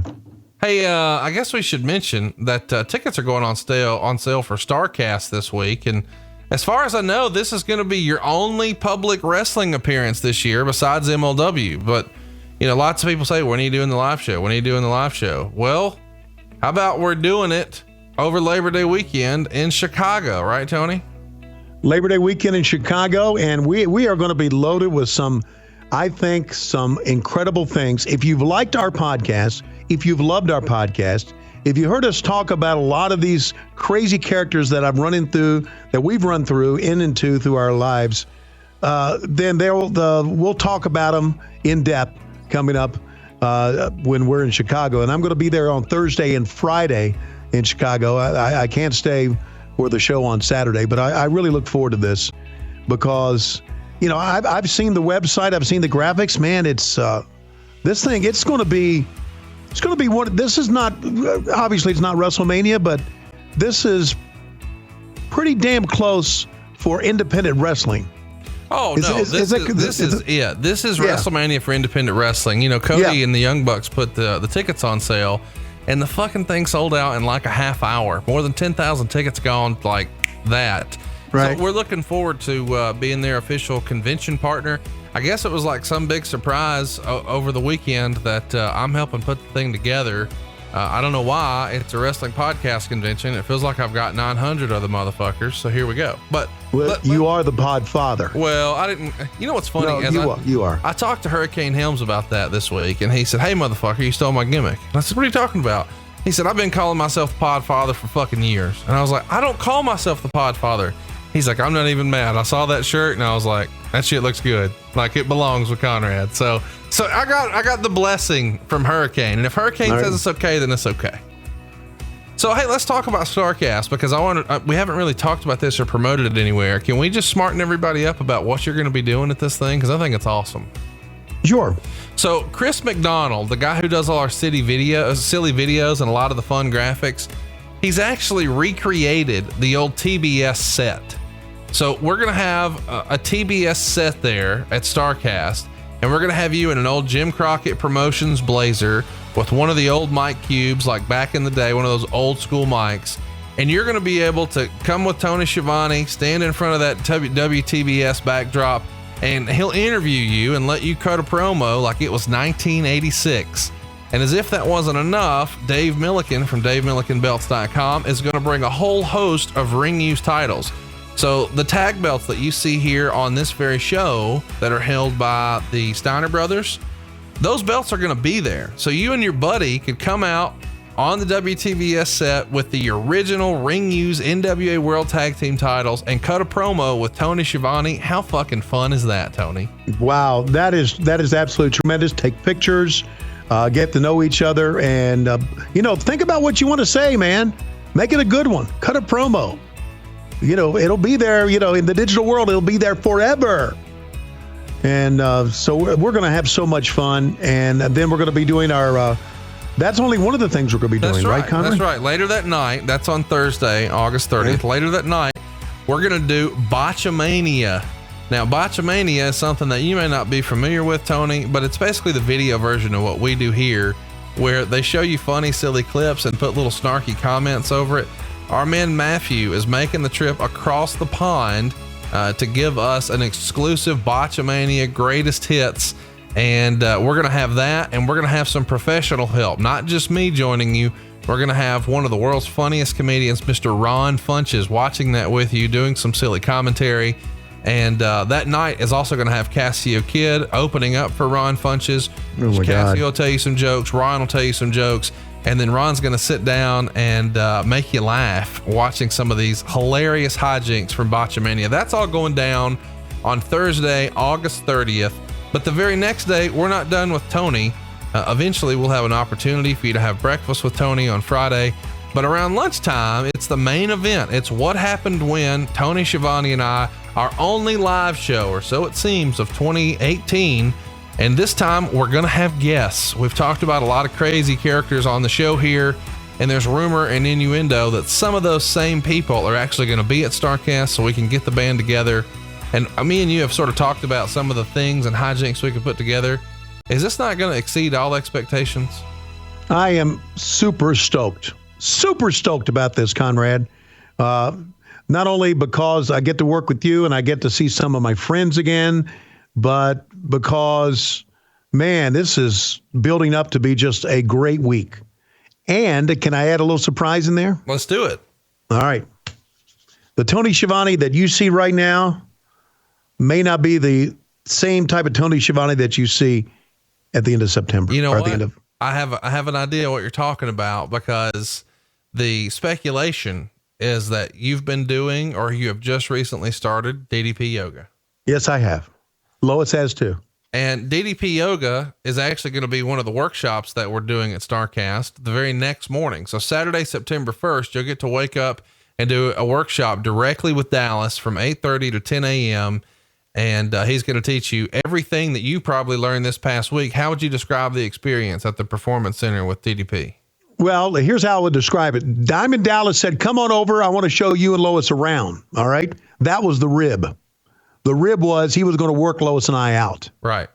and he busted our ass. So if you think you're going to go to a workshop with Dallas and you're just going to look and learn a few things, get ready to do a little work.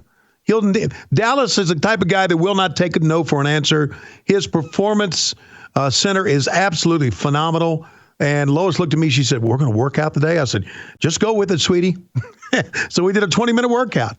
And so we're hopefully I'll be in better shape than I am now. So Starrcast.com, tickets go on sale this week. I don't know how to say this without it seeming like I'm puffing my chest out. It's going to sell out. Puff it out, buddy. It's going to sell out. We're planning a lot of big events. We're going to make tickets pretty affordable. You know, tickets to see Bruce and I are $35 and $75.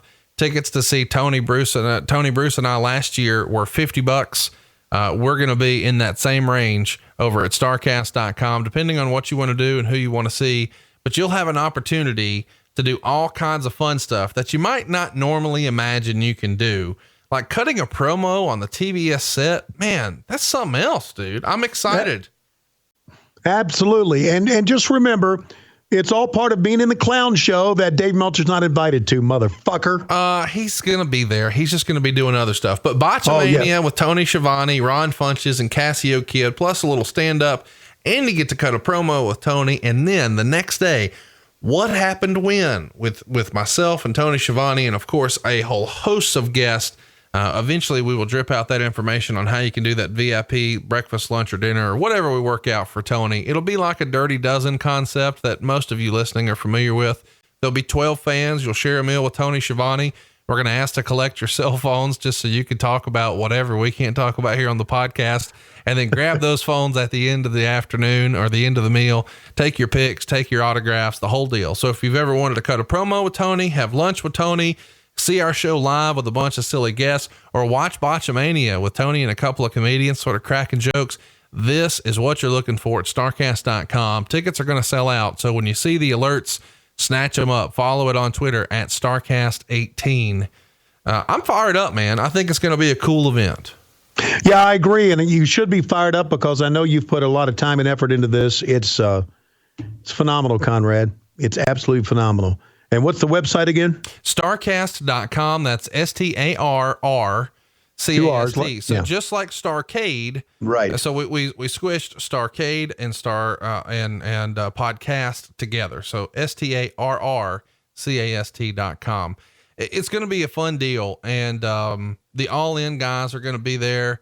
We're going to do the All In weigh-ins. We'll have lots of meet and greets.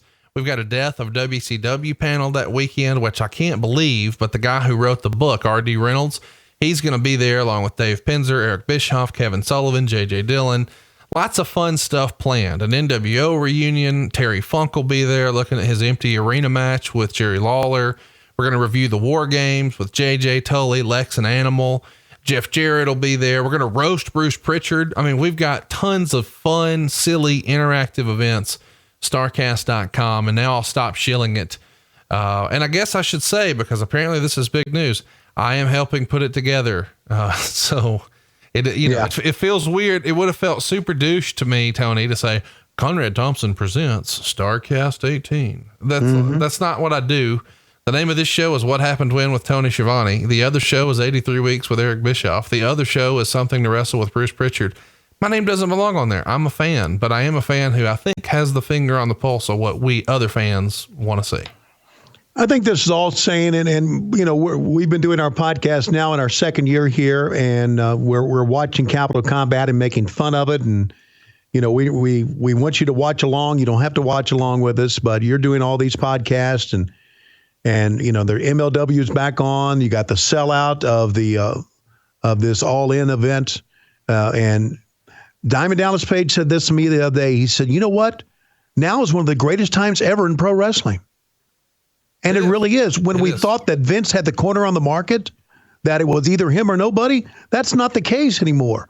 Wrestling fans have shown us that they like a lot more than just that. They're into nostalgia. They're into independent wrestling. They're into Major League Wrestling. And so it's a great time to be a wrestling fan. It really is. It is a big deal. One of the things I want to talk about as we're covering this here is there's a famous segment that aired on this very same day on the Connie Chung program on CBS. It was a 12-minute segment on pro wrestling. And, they focused on I mean, one fan even said something like, it's like a soap opera without sex. But they covered this, and they even showed like Elegante being measured for the silly outfit he's going to be wearing here a little later. But just a real behind the scenes look at the NWA that was not really common at the time. Was there any sort of concern to giving Connie Chung and CBS all this access? No, there was not, because we were looking at that time for that mainstream media. So we felt that we got it. You know, it didn't come off anything like the John Stossel thing did years prior to that, when Dr. D. David Schultz slapped him in the ear. But we again, we're opening our doors. Hey, if CBS wants to do something, why not? Right? No doubt. We're going to actually, sorry for that noise you heard there. I was trying to load this link so I could make sure I tweet it out. I'm going to have this link for this Connie Chung segment loaded up on both Twitter and Facebook. So go check them out at WHW Monday on Twitter or Facebook.com/WHW Monday. What's cool about this too is they interview a fan, and he's sort of talking about his love of wrestling. And I don't even know that you know this. Do you know who the fan was who was watching at his house in the Northeast with his son? I do not. Todd Gordon, the creator of the ECW. Wow. What a small world it is, huh? Yeah, it is. Pro wrestling is. You're not kidding. Wow. All right. Meanwhile, in the ring, we have been talking and talking about some stuff over a very good match. And again, every time that Bobby Eaton was involved in anything, there you see loading his boot and super kicking the Z-Man, rolls him up. We got the finish, 1, 2, 3. These four guys tore it up. They really did. It was a good match. You could see the response from the fans.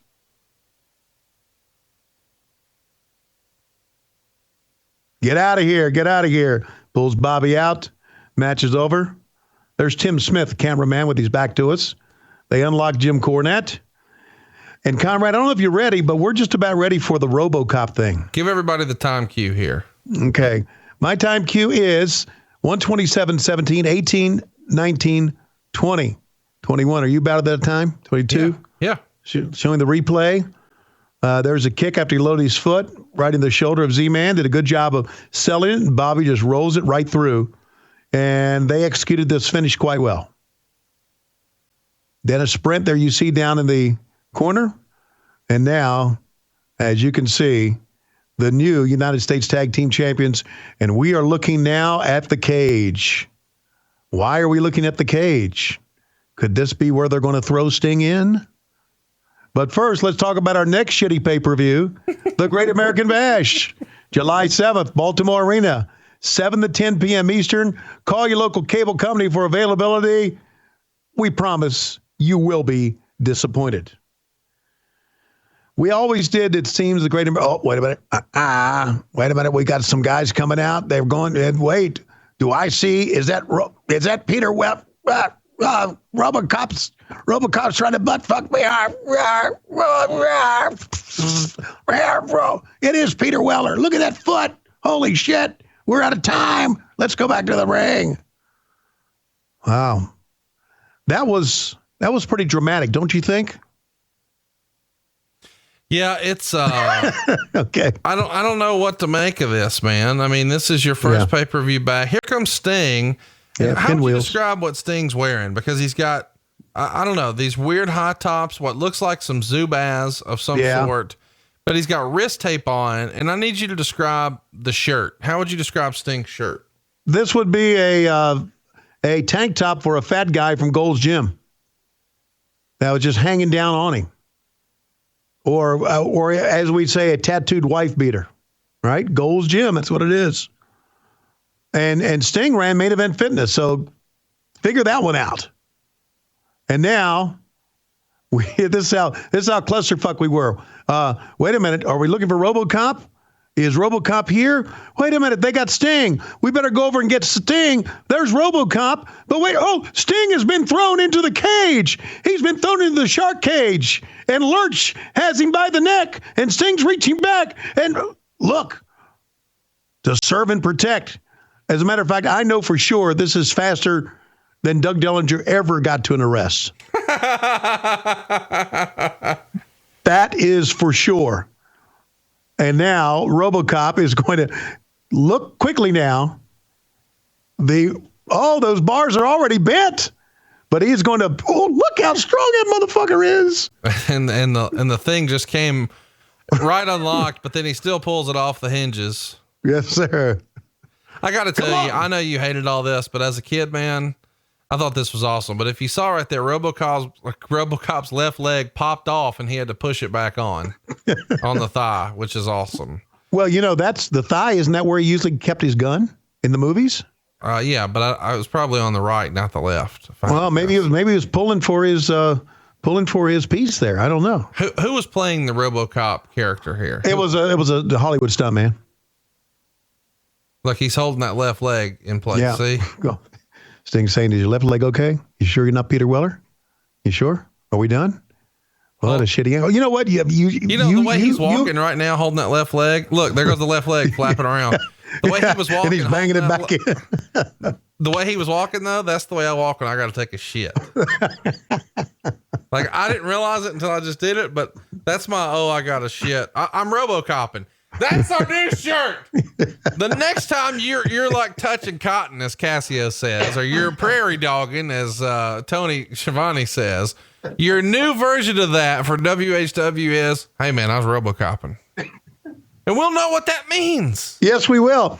All right. Thank you very much. Let's bring in Junkyard Dog. I want to do him. I want to do JYD. Okay. Go ahead. Okay. JYD, it's good to see you back. You look like you put on a few pounds, so that's okay. Wait till you see me in 27 years. I'm going to be a fat ass too. Go ahead. I just really wanted to bark. Let me tell you something, Tony Schiavone. I've been around here looking for Michael Hayes all over. That motherfucker blinded me about 5, 6, 7, 8, 9 years ago, and we had him hanging from the rafters. And I came in thinking Bill Watts was coming in. Turns out it's goddamn Ole Anderson. You know what that means? It means I'm going to get to beat Flair by headbutts, but I'm never going to be the champion. Now, if goddamn Watts was here, I'd be champion. You hear me? He knows what to do with a dog. He'll throw a dog a bone. Man, we had him hanging from the fucking rafters at the Dome. That's all they got to do. Get Michael P.S. Hayes' ass out here. Make him moonwalk around and we'll sell Well, I him out. can't get him out of here, you dumb son of a bitch. But I can tell you that we do have, wait a minute. Who the fuck is oh my God. Oh my God. Oh God. Speaking of, they used to call him junk food dog. Well, Cornette did a lot of junk food in his life. Let me tell you something, Junkyard Dog. Bill Watts ain't coming. Okay? They're going to program you with Flair. In about 2 months, Flair's going to want to kill himself to try to have him try to put you over everywhere he goes. He's still going to win the title. If I was in the booking committee, I wouldn't let that happen. But I'm going to end up going to the WWF, and I'm going to be in the booking committee where me and Kevin Dunn and Vince Russo are going to fucking hate each other. So what do you got to say about that? What do you got to say about that, Junkyard Dog? I told you what I need. I need you to come to Starrcast and do your podcast. I ain't coming to Starrcast. All those goddamn Bullet Club fans, I ain't going. I'll get your ass out of here because I'm going to hit you. Oh, yeah. I got the racket now. I'll stick it up your Louisville, Kentucky ass is what I'll do. All right. And not only will I stick it up the Louisville, Kentucky ass, let me tell you something, boy, the painted face. I will take this racket and I will stick it up your ass as well. Okay. Yeah. Okay. It's no big deal. No big deal. You're cool. We're cool. Yeah. Now let's go to yet another shitty match here on Capital Combat. Hey, so here's my favorite thing about that promo. By the way, we did talk over a pretty decent little angle here because, this is the best part of the show. You have got to look at this fucking thing. So the Rock and Roll Express are riding a platform with a Wurlitzer jukebox. And as soon as they get to the guardrail, it starts to turn. And Ricky realizes, oh, fuck, we're going to crash. And he's hanging on and nearly falls off. They just can't go straight. It was a challenge to just go straight. And eventually they're like, fuck this, let's get off. I mean, how hard is it to go fucking straight? We're on pay-per-view and we can't make sure the guy can go straight. And Gary Michael Capetta is like, I wish Vince would return my calls. And I'm like, please call me back. Have Emily call me back. Also a little side note about this match. This is because we were so disorganized and things were so chaotic. There was a little disorganization about the explanation of this match. Jim Ross even says during the commentary here, I thought in this corporal punishment match that the guys would have the leather straps on their wrists, but they ended up putting the leather straps on the ring post. And JR didn't know that. None of us knew that. They changed it. I don't know how they changed it or when they changed it. And that completely took us by surprise. Describe Michael P.S. Hayes' dancing routine here. Yeah, it's like, I don't know. It's if you hire a guy to come and dance for you at your house for $15. Wait. You hired guys to come dance at your house? No. If you would, he'd probably be one of the guys that would probably show up. And hang on. How do you know that's a thing or what it costs? What is there something you need to tell us right now? No, there's nothing I need to tell you right now. That's a very bad Chippendale dance is what that is. Hey, I don't know that you saw, but they announced that Rey Mysterio Jr. was going to be wrestling an All In. And I know if you had to describe Rey Mysterio in a couple of words, you could probably do that. Yeah. Very handsome young man. There you go. Why did you throw Rey Mysterio into me talking about Michael Hayes dancing? What's the correlation there? I was just trying to make conversation. Oh, right. Okay. So, the leather straps around the ring posts, I can't say that I've seen this before. I'm used to like the Indian strap match, the old Wahoo McDaniel style strap match. And instead we're doing this silly shit. Is this an Ole Anderson difference here? Yeah, it's Ole changed it around when he came in. And of course, no one told anybody. As far as the announcers are concerned, you should tell your announcers, we're going to do it a little bit differently so you know exactly, you don't look stupid. Yeah, I mean, he's even saying this right now. I thought they were attached around the wrist. That way they could use them anytime. But, right. By the way, Michael P.S. Hayes here doing the moonwalk. I know that, the moonwalk is not cool in 2018, but when Michael P.S. Hayes was doing it, it was at least still pretty cool. Was it? I mean, as a kid, I thought it was cool that he could do it. Like I was convinced that my dad couldn't do it. And my dad, here's a little thing for you. Larry Thompson, my entire life when I was a kid, would strut around the kitchen like he was Michael Hayes. The little prance and the moonwalk, my dad would do that. He thought it was fucking hysterical. Are you serious? Yeah. And he's a big barrel chested dude like Michael Hayes. And the idea that, he danced around the kitchen like that, and I didn't put together that it was Michael Hayes until I saw it here was maybe my favorite thing ever. Wow.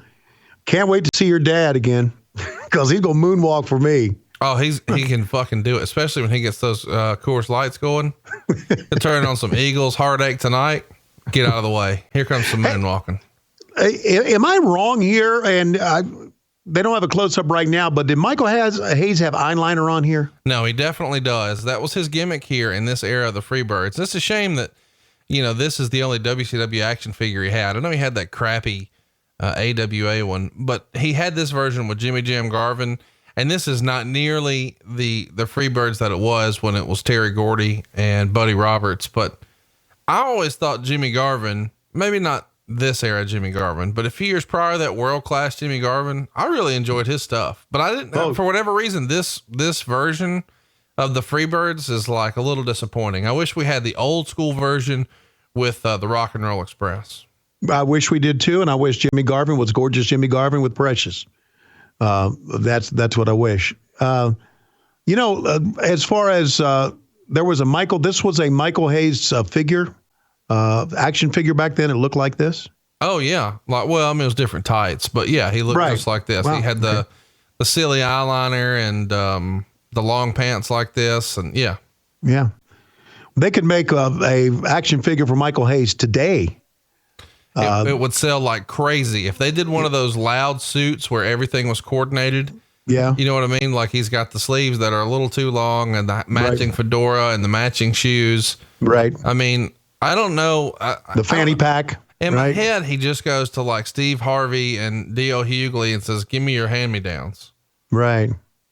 It could be. It also could double as a Mr. Potato Butt. Just an idea there. Mr. Potato Butt. Yeah, right. I mean, I know I've gained some weight, but Michael's been sucking on an air hose for a number of years. And here's corporal punishment. They can grab those at any time and use them. It seems awfully odd that they could just grab them at any time and use them. Why don't they just hang on to them the rest of the match?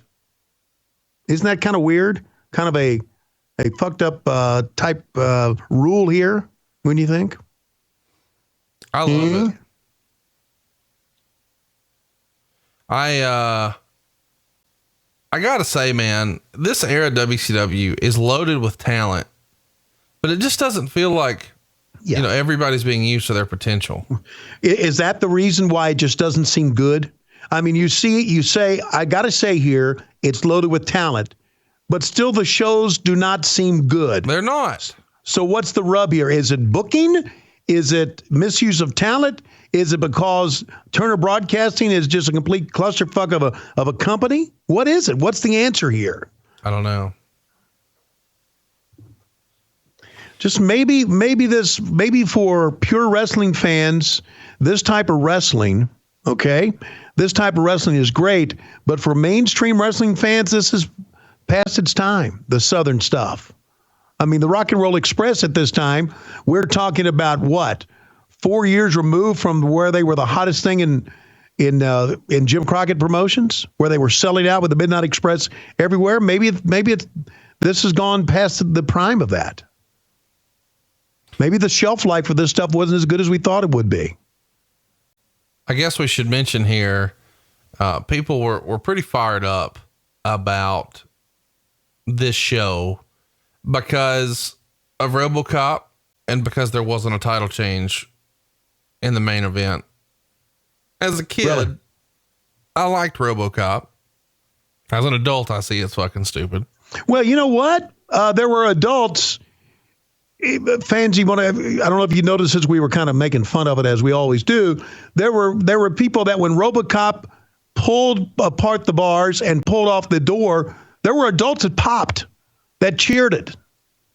Okay, so yeah, maybe in hindsight, after I see it again, maybe it wasn't as bad as we thought it was because it's the first time I've seen this thing or I watched it earlier this week, but it was the first time I'd seen it since 1990 when it happened.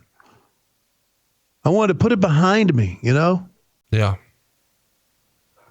Let's talk about the actual matches that we've seen so far and what Wade said about them. Match 1 with the Road Warriors and Norman taking on Kevin Sullivan, Cactus Jack, and Bam Bam. He says the Roadies were relegated to an opener because of the departure. Cactus's bumps were great, and the card went down from there. Stupid move. Roadies get to pin Sullivan as they depart. 1.5 stars. What do you think about that? Knowing they're leaving, did it not matter, or what's your thinking? I don't think it mattered, and I my thinking is I don't know if the card went down from there or not. I thought Midnight and Flying Brian and the Z-Man had a pretty good match.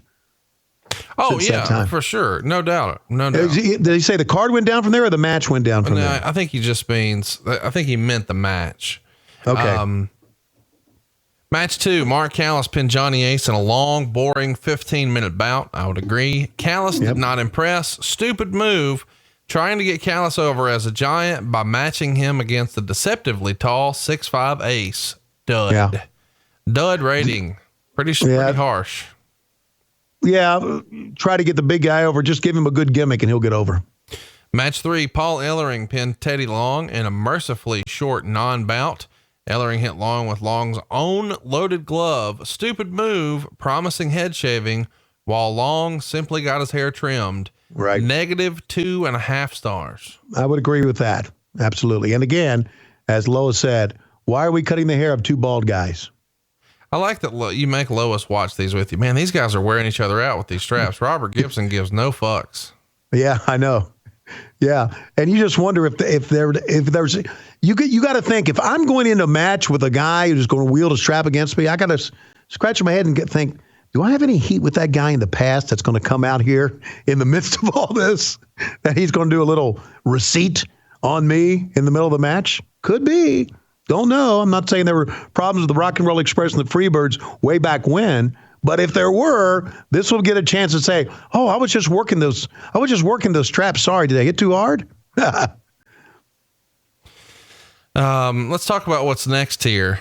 Match 4, the SST pinned Tommy Rich and Mike Rotunda. The match was fine, but there was no heat. Stupid move, putting this match on a major show, star in 3/4. And then Wade would write, Sting came to ringside with Robocop for some unknown reason.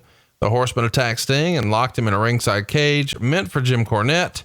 Robocop approached the ring as 3 proverbial turtles passed by him at twice the speed. When Robocop got to the cage, he grabbed 2 obviously rubber-like bars and bent them. Then he pulled the hingeless door off the cage, impressing the Horsemen so much they fled to the locker room. Robocop was not seen again. Stupid move, angering those who purchased this show for 10 seconds of Robocop. Do you feel like that was a little bait and switch, that maybe they should have done more with Robocop? Yeah, you know what? They probably should have. When you think about it, was part of the title, right? The return of Robocop. Yeah. But then Ole was handed this, and Ole says, "We got to do something. This is the best thing I can think of right now." And if his leg popped off on that little walk-in, what would have happened if he gone in the ring? He couldn't have gone in the ring with that. There was no way that with that suit that stuntman could have gone in the ring with that. It was again something that Vince McMahon would never do. He may do it now, but back then he would have never done it. Keller would write, Junkyard Dog was introduced as returning to the NWA and did an interview interrupted by Jim Cornette. Corny asked where JYD has been, and JYD insinuated he was at Corny's mother's house. Stupid move. JYD's return. Match 5 here. He's going to write, the Midnight Express defeat Tom Zink and Brian Pillman when Eaton pinned Zink. Eaton looked terrible. Lane was lazy and just did kicks. Zink was his usual low risk self, and Pillman missed a few moves. The match had its high spots, but this should have been great, and it was far from it. 2 stars. I think Wade Keller here is being a little too fucking critical.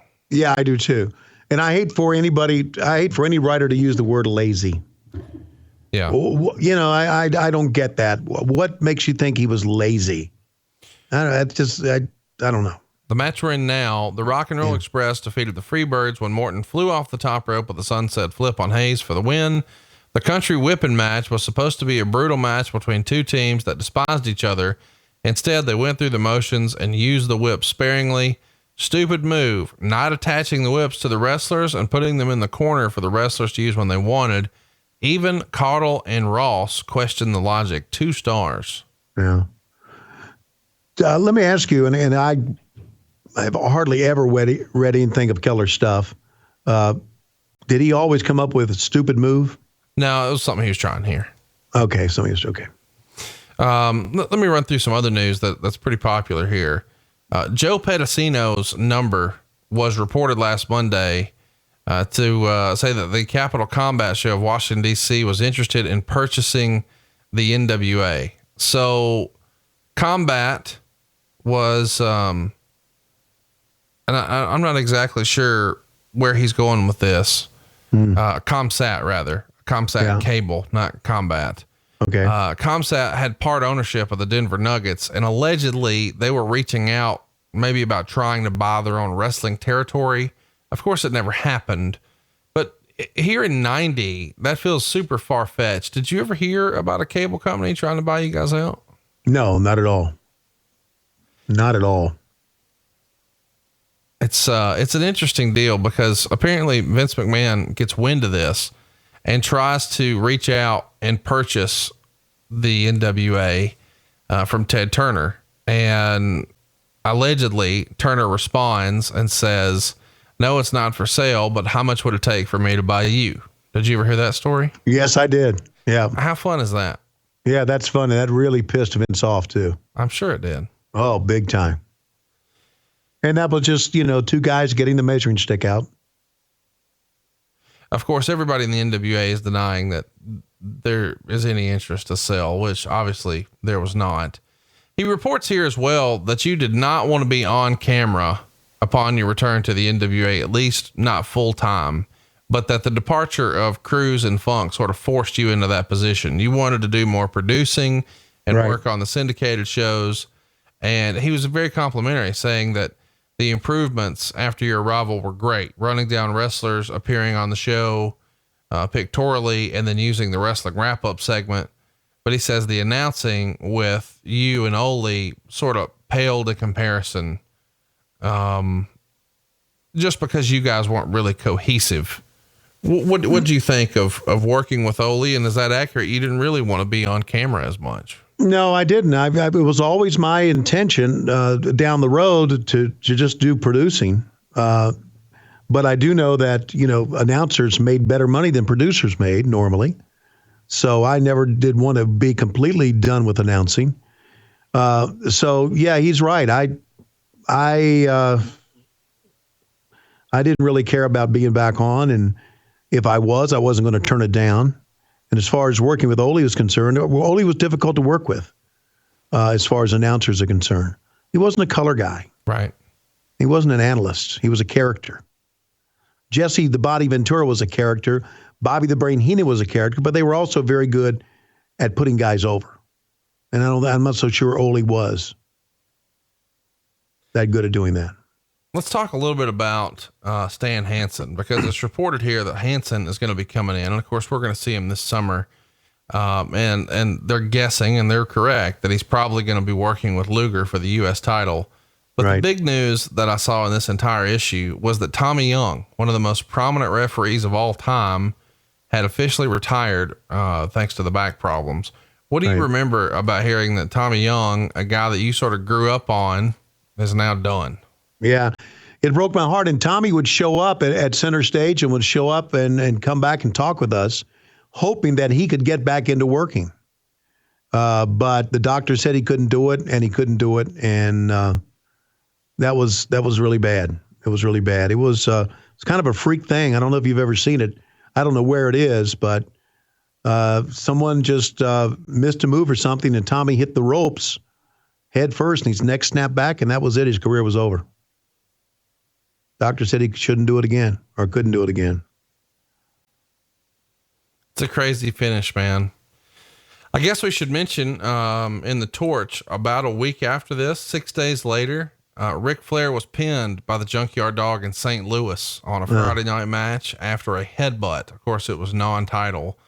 But JYD is being pushed as a main eventer here, and the Horsemen are going to find reasons to be working with him. And this, of course, is setting up JYD to take on Ric Flair at the June 13th Clash of the Champions.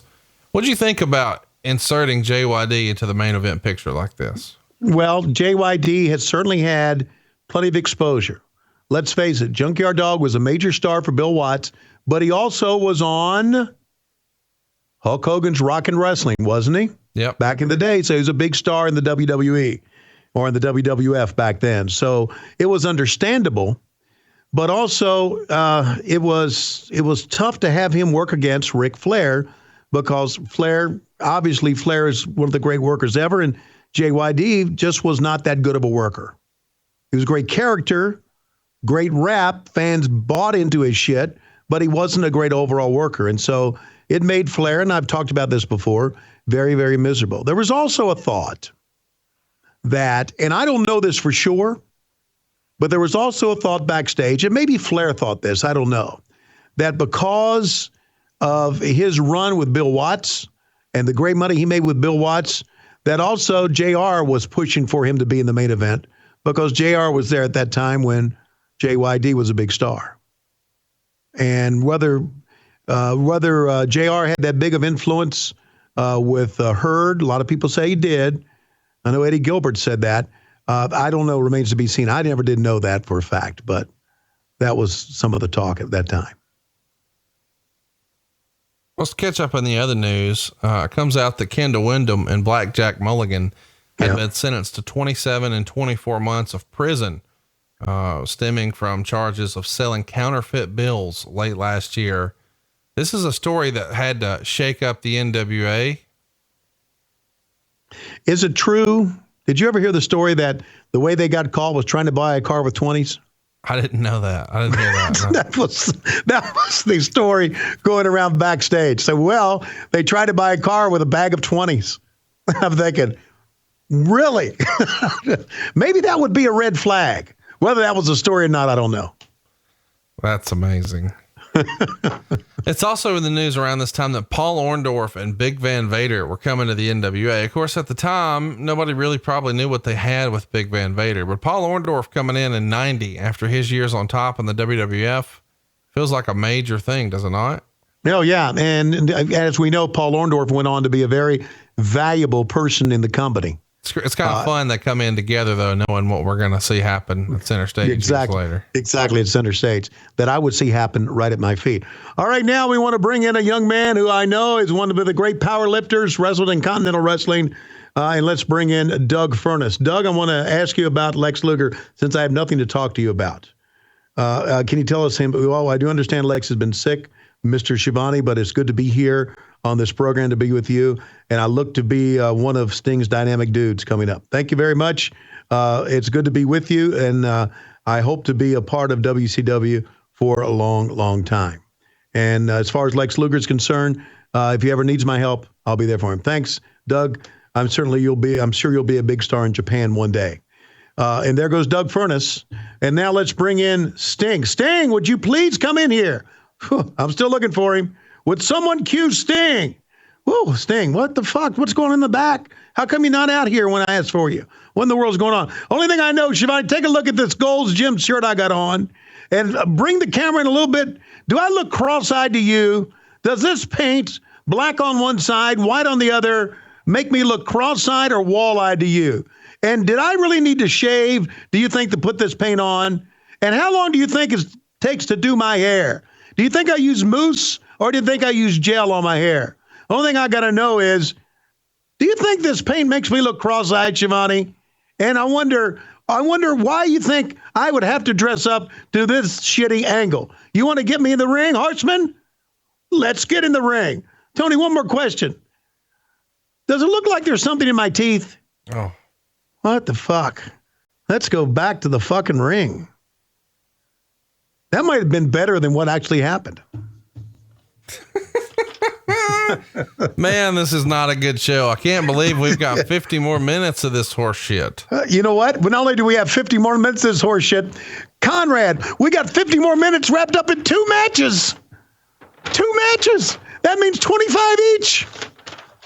This one right here, though, I got to tell you, I love me some Teddy Long strutting that ass to the ring, but Doom, yeah. I wish they still wore the masks. I don't know why I liked them better with masks, but these are 2 badass motherfuckers right here. Yeah. Lois said, why do they wear those bands around their arms? I said, it accentuates the biceps, sweetie. See, she married a guy without biceps, so she has no idea what they're about. No, you're there, and she's going to find them thanks to DDP Yoga. Yeah, they're going to be in like one of my away cases or something. Yeah. My away travel luggage. Oh, there they are down the bottom with the poo-poo undies. Yeah, they were, look at, man, Ron Simmons was a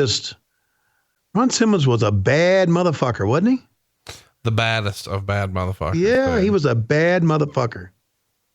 Yeah. I feel like we should mention that, we've got a new sponsor this week and we're going to tell you about them during this match. But right now I want us to focus on how badass the Steiner Brothers were out here in their Michigan jackets, which I have, by the way. I have these Michigan jackets. I think I've mentioned that before. And our man, Dave Milliken, actually has the tag belts they're wearing here. So we've actually got in our little circle of friends here, some of that stuff. This is my favorite version of the Steiner Brothers, this era. I know they were a big deal for a long time, but I think their 1990 is probably my favorite year with them ever. This would be a year before they would go on to Japan and wrestle in the Tokyo Egg Dome in one of the great matches that I had seen against Fujinami and Sasaki, or 2 of those guys, whoever they are. I don't know. Dave Meltzer would know who they are. But they could bump. The Steiners were the part of the show that you watch closely because you always said, you know what? It's just real. These guys are real. That's it. They're real. They're real. They're legit. These guys are amateur wrestlers who don't realize this is a show. So they were great, man. Absolutely great. Super Brawl, I think in 91 is when they did, yeah, I think that's right. I think Super Brawl, the very first one from 1990, is when we saw the Steiner Brothers take on Sting and Lex Luger. And as a kid, man, what a fucking big deal that was. Oh, yeah. Absolutely it was. And here we're going to see, four badass dudes. Of course, there's a pretty famous story that Ric Flair tells about how the Steiners were notorious ribbers. Right. Of course, you've heard the stories. You know about the shirts available at lowestrules.com. But supposedly, they would really give Butch Reed a hard time. And Butch Reed is a big jacked up motherfucker. So you see him and you probably think, I don't see how they did that. But apparently they really harassed him in a major way. And when Rick asked Ron, the Steiners, man, they're always giving Butch all this shit. How come they don't ever fuck with you? And Ron deadpans, because I'm unfuckwithable. What a great line. Isn't that a great line? Unfuckwithable. Well, you know why? Because he had such a presence about him. Look at the face on him. Oh, he had such, not peanut head there. He had such a face. Every time I see Ted Long, I want to say, homie, don't play that. Homie, don't play that, man. But yeah, it was a big deal. This Pippi Longstocking shit he's got going on here. Something else. Ron Simmons, man and a half. By the way, Ron Simmons going to be at Starrcast. I can already tell I'm going to be shilling this way too much. But I was really surprised to hear one of our vendors who's going to have a table that's sort of like a WrestleCon part of the show. He's going to have Ron Simmons there, which I thought was pretty fucking cool. That is awesome. I haven't seen Ron in forever. Yeah, well, I'm not going to fuck with him there. I mean, just based on the fact that the Steiners won't, that's good enough for me. By the way, just shove the referee down to the corner, no DQ, hard shove for Randy Anderson. And man, these guys are going to get it. Yeah. Randy Anderson didn't see that one coming, but he better have sold it. Man, this is all out. Steiner is just full speed here. This era of the Steiner brothers is unbelievable, man. Yeah. Everything that Scott does looks real, and the way he sells it and looks for the crowd to react, like everybody's in it. Scott's one of the first guys where everything he did, all these power moves, the crowd would all in unison go, ooh, like every major move. It was unbelievable. You had it right too. You pegged it right. The believability. And I love that sequence there. Ron Simmons takes the turnbuckle spot in the chest, bounces right back into a belly to back. And Steiner is playing it up to the crowd. And that's a big dude to be thrown around like that. Ron's probably nearly 300 pounds and he just tossed him like nothing. Yeah.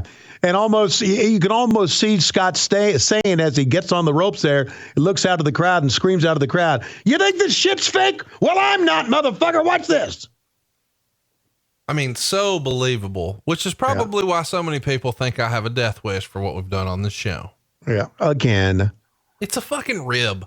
It's a rib, and we are legitimately, guys, putting these guys over because they are legitimately one of the greatest stars ever in tag team wrestling. It's weird for me to even have to sell that when I can't wait to tell you, hey, I have the Steiner Brothers jackets and I really want that Steiner Brothers poster that I can't find. Like, I'm a super Steiner Brothers fan. We're having fun. I mean, some people may not think it's funny, including Scott, but fuck, it's funny. It's funny.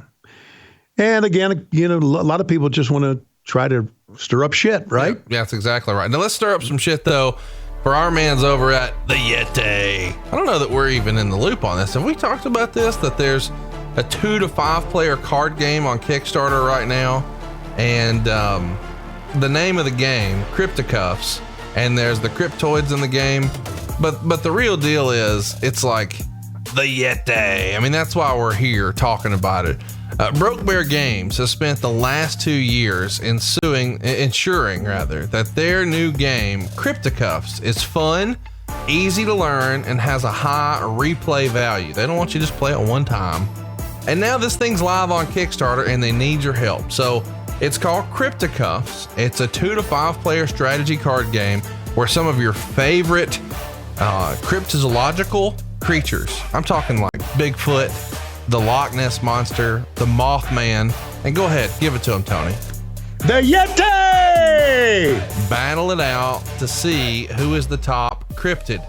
So backer rewards for this include the game, expansions, and your likeness drawn into the game. Let me say that again.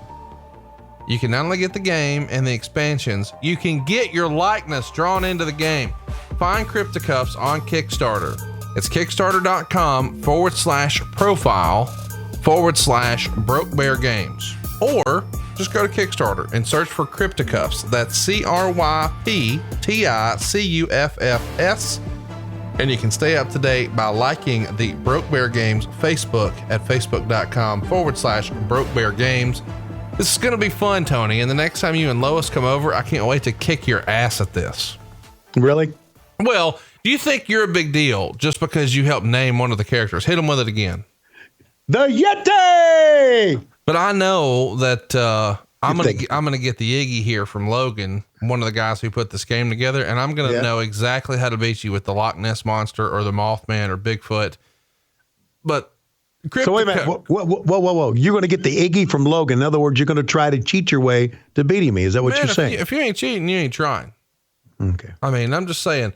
I gotta be honest. I didn't even know what the fuck a cryptid was. Yeah. But now that I know about Crypticuffs and I know that we can sort of battle it out and I can beat up the fucking Yeti, I'm all in. All right. I look forward to that day, Conrad. Well, go check it out. Kickstarter.com/profile/Broke Bear Games. Just search for Crypticuffs. Do what I did. Like them on Twitter, follow them on Twitter, or Facebook rather. Facebook.com/Broke Bear Games. I'm so used to saying Twitter. I say Twitter for everything. I lump it all together. Like I feel like I'm getting old. I'm like Tony Schiavone's age now. I'll be telling someone that's clearly on Facebook and I keep calling it Twitter. I'm going to be Bruce Pritchard before long. And I'm going to say like Bookface or Snap Twit or something. You are getting old, by the way. In the chat. I know. What's funny is I got a summer cut last week, and my lady friend was like, "Hey, look at all that gray." I was like, "Man, I wish I could tell you what to do, but Just for Men ain't advertising this week, so fuck them." Well, I'm glad you got a summer cut because a lot of people in Alabama have summer teeth. You know that. Know that story. I was told that the toothbrush was actually invented in Georgia. Did you know that? Had it been anywhere else, they would have called it a teeth brush. But over there, one is fine. Excuse us, everyone, but as we exchange Alabama, Georgia jokes here. We are from the South, by the way. Hey, you want to hear a Georgia joke? No. Go Dogs. Oh, God. Meanwhile, look at this pickup. You know why baby Jesus couldn't be born in Georgia? No. Couldn't find 3 wise men or a virgin. Hey, why did Forrest Gump go to Alabama instead of Georgia? Why? Academics. But what the Georgia Bulldog captain of the football team get on his SAT? What? Drool. Why am I laughing at this shit? What's the definition of safe sex over there in Georgia? What? Putting signs on the animals that kick. How do you castrate a Bulldog fan? I don't know. Kick his sister in the mouth.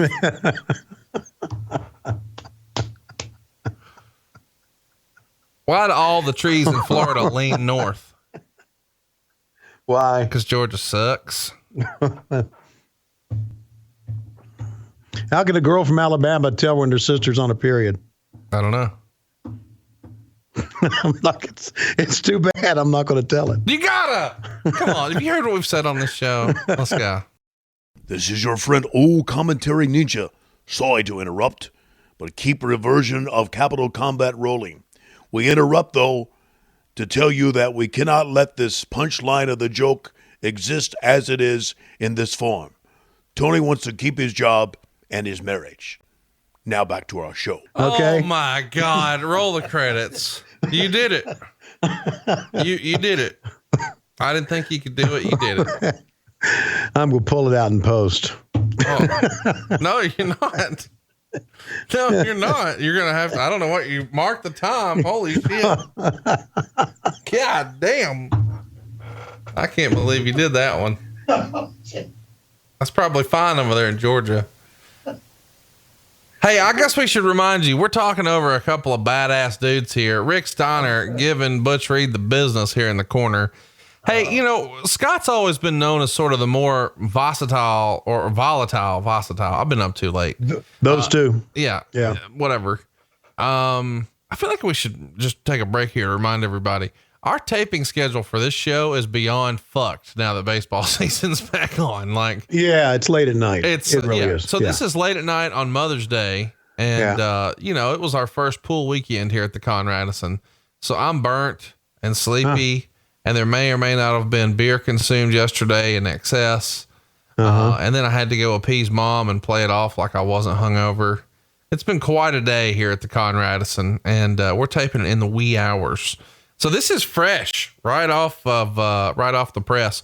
Rick Steiner, though, to me, and correct me if I'm wrong, he's probably the more badass of the two. Like, I know that Rick is Scott's the bigger one, and Scott has, you know, more of a crazy man rep, but fucking Rick Steiner feels like a dude that could rip you in half. Ric Flair always said that Scott Steiner was his hero, because he thought Scott Steiner backstage was the baddest man ever. And it just goes back to the thing that, you know, the former amateur wrestlers were legitimately badasses. What's funny is Scott Steiner fucking hates Ric Flair. I don't know why, but he hates Ric Flair. Well, that's a shame. He shouldn't hate anybody anymore. I think, you know, the rumor and innuendo is that Scott hates everybody. I mean, he hates you and the other guy. Well, that comes honestly, I guess. I mean, really though, if we're honest, if anybody was going to hate us on this show, he should be on the list. Really? Can I tell you something? Yeah. I'm going to give you a little spoiler here. Yeah. No, go ahead. I'm gonna try to convince Francine to come to Starrcast. No. Well, she's already going to WrestleCade in November, and she was all excited in my DMs that you might be there. She's like, "And you're doing a show?" And I was like, "Wrong show. I'm doing it with Bruce." And she's like, "Why isn't Tony coming?" And then she said, "Oh, I forgot. He's probably got baseball." I was like, "No, that's November. He's got football." Which is why, you know, you can't be there on Saturday at Starrcast because you got football, but I'm going to try to get Francine there just as a surprise. So we need to make sure that Lois is, you know, doing something else. Oh, that's easy. I'll just tell her to stay home, but stay with the dogs.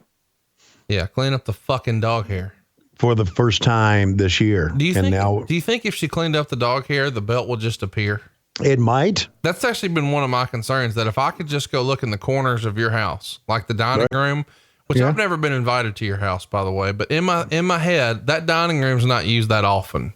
Right. And in the corner, it's probably dust bunnies, you know, the size of Matt Schiavone. And we could just comb it to the side, and down at the bottom, we might find the belt. And I hope for your sake that's the case, because I'd hate for Jay-Z Flair to have to do some dirty cop work and kill a motherfucker. Well, yeah, so would I. And hey, I'm all for that. I'd like for her to finally clean up the house for the first time since who knows when. Who knows? We may have a sixth kid and not know it, and he'd be stuck in the corner. Now, see, here's the deal on that though. In order to make a kid, well, I'll tell you about it later. But I don't think that's something you got to worry. Now, if you get her ass on DDP yoga, who knows? And you're on DDP yoga, who knows? All of a sudden, roll tide. Roll tide. Absolutely. Look at this move here for 1990. Yeah. A little slingshot into the bottom rope. That was a cool move. When I was a kid, I thought that was badass. Yes, it was. We've made a lot of silly ass jokes during this match. Probably not giving the match its due, but I don't know what Keller thought of this match, but I think it's pretty hard hitting, pretty high impact for a World Tag Team title match. No doubt about it. I'll pull that up in just a moment and give you the review, but I will tell you that he liked both this match and the main event much better than everything else. He's going to give them 2 3/4 stars if memory serves, but I'll fire it up just in case and jog our memory. All right. I know that a lot of people, myself included, sort of lean towards any match with Ric Flair as being a really good match, but this one is better to me. We're going to get a cleaner finish. We're not going to get sort of a schmoz finish. We are going to get a title change, and I was a Steiner Brothers fan, but I enjoyed this one better. Yeah. I liked it a lot too. I thought I think we're in agreement. It was the best match on the card. And, it's because again, not saying anything bad about Butch Reed and Ron Simmons, but because the Steiners were just all that back then. Man. They really are. I just can't heap enough praise on them. Go out of your way to watch anything Steiners 1990. I mean, to me, it's their best year. I mean, you could lump in 91 too, I guess, but 90 is my favorite. Here's what Keller wrote. Doom pinned Rick and Scott Steiner to capture the NWA World Tag Team titles. The actual match was very good as expected. Doom looked very strong. It was the usual double teaming finish for the heel victory. 2 3/4 stars. So no like stupid move comment that we had been seeing. Yeah. Because there really wasn't anything to shit on. Let me go ahead and tell you what he said about the main event, because I'm sure I'll forget later. Lex Luger via DQ beat Ric Flair in a farcical cage match. Luger's legit staph infection was acknowledged. Luger approached the ring looking very grumpy and unenthusiastic. Flair worked okay, but there was little chemistry in the match. Luger did not sell a lot of Flair's moves. Luger aggravated his injured knee after a superplex, which Flair capitalized on. It was the old Halloween Havoc cage, so they brawled at ringside a lot too. Stupid, meaningless move. Woman being in the cage. The Horseman came to ringside at the end of the match. Ole got to the controls of the cage and raised its 2 feet, so Wyndham and Anderson slid under the cage and attacked Luger, causing the DQ. Sting made the save as Elegante guarded the cage. Luger then left the scene without hoopla as Flair, with Wyndham by his side, did a wild-eyed interview, which was the highlight of the show. 2 3/4 stars. This promo that Flair does at the end is probably one of his most memorable promos from the era. Don't you agree? Oh, I agree. It was Flair in all his glory, man. Not only that, and we'll see it here in a few moments as we're getting ready to get into the finish of this match here. Flair even wiped blood all over me. On purpose, I might add. Son bitch. But it was one of his more iconic interviews because he was just dripping with blood. People were ripping this show to shreds in the torch. Every individual writer just tore it up. Here's what Wade Keller wrote, though. This show was a real downer for me. The main event was doomed from the start when Luger looked like he would rather be delivering pizza than participating in what was to come. In one fell swoop, they ruined the aura of a cage match by proving that they will be creative enough to come up with a screw job ending no matter what the stipulations are going in. Instead of ruining the cage gimmick, how about having Wyndham hiding under the ring the entire night? Luger was far from the focus of this match, though Luger-Wyndham will probably be a hot feud. I think Doom has a chance to be a respectable champion, although there is little competition. Caudle and Ross each seem to fight each other for the lead spot, as neither is color man. Dangerously should have sat next to either Caudle or Ross.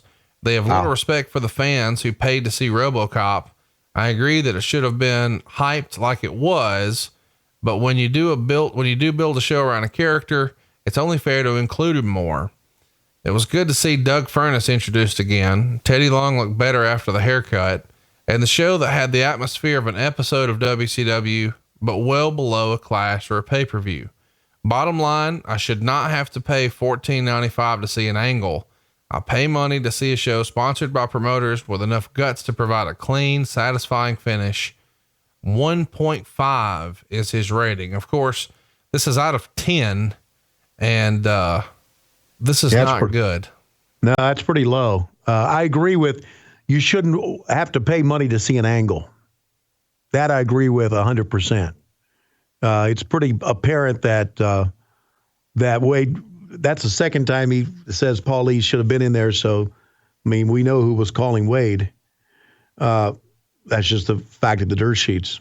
But, you know, and I want to talk about a little. Hold a minute. Here's JR. And he's having to waste some time so Doom will get. Sassafras. I'm up here fucking stalling for time because we don't have a producer in the truck. Goddamn, where's Kevin Dunn when you need him? Nope, we got that sumbitch Craig Leathers. He must have got the memo. World class is out of business, just like the UWF. Here's over to Tony.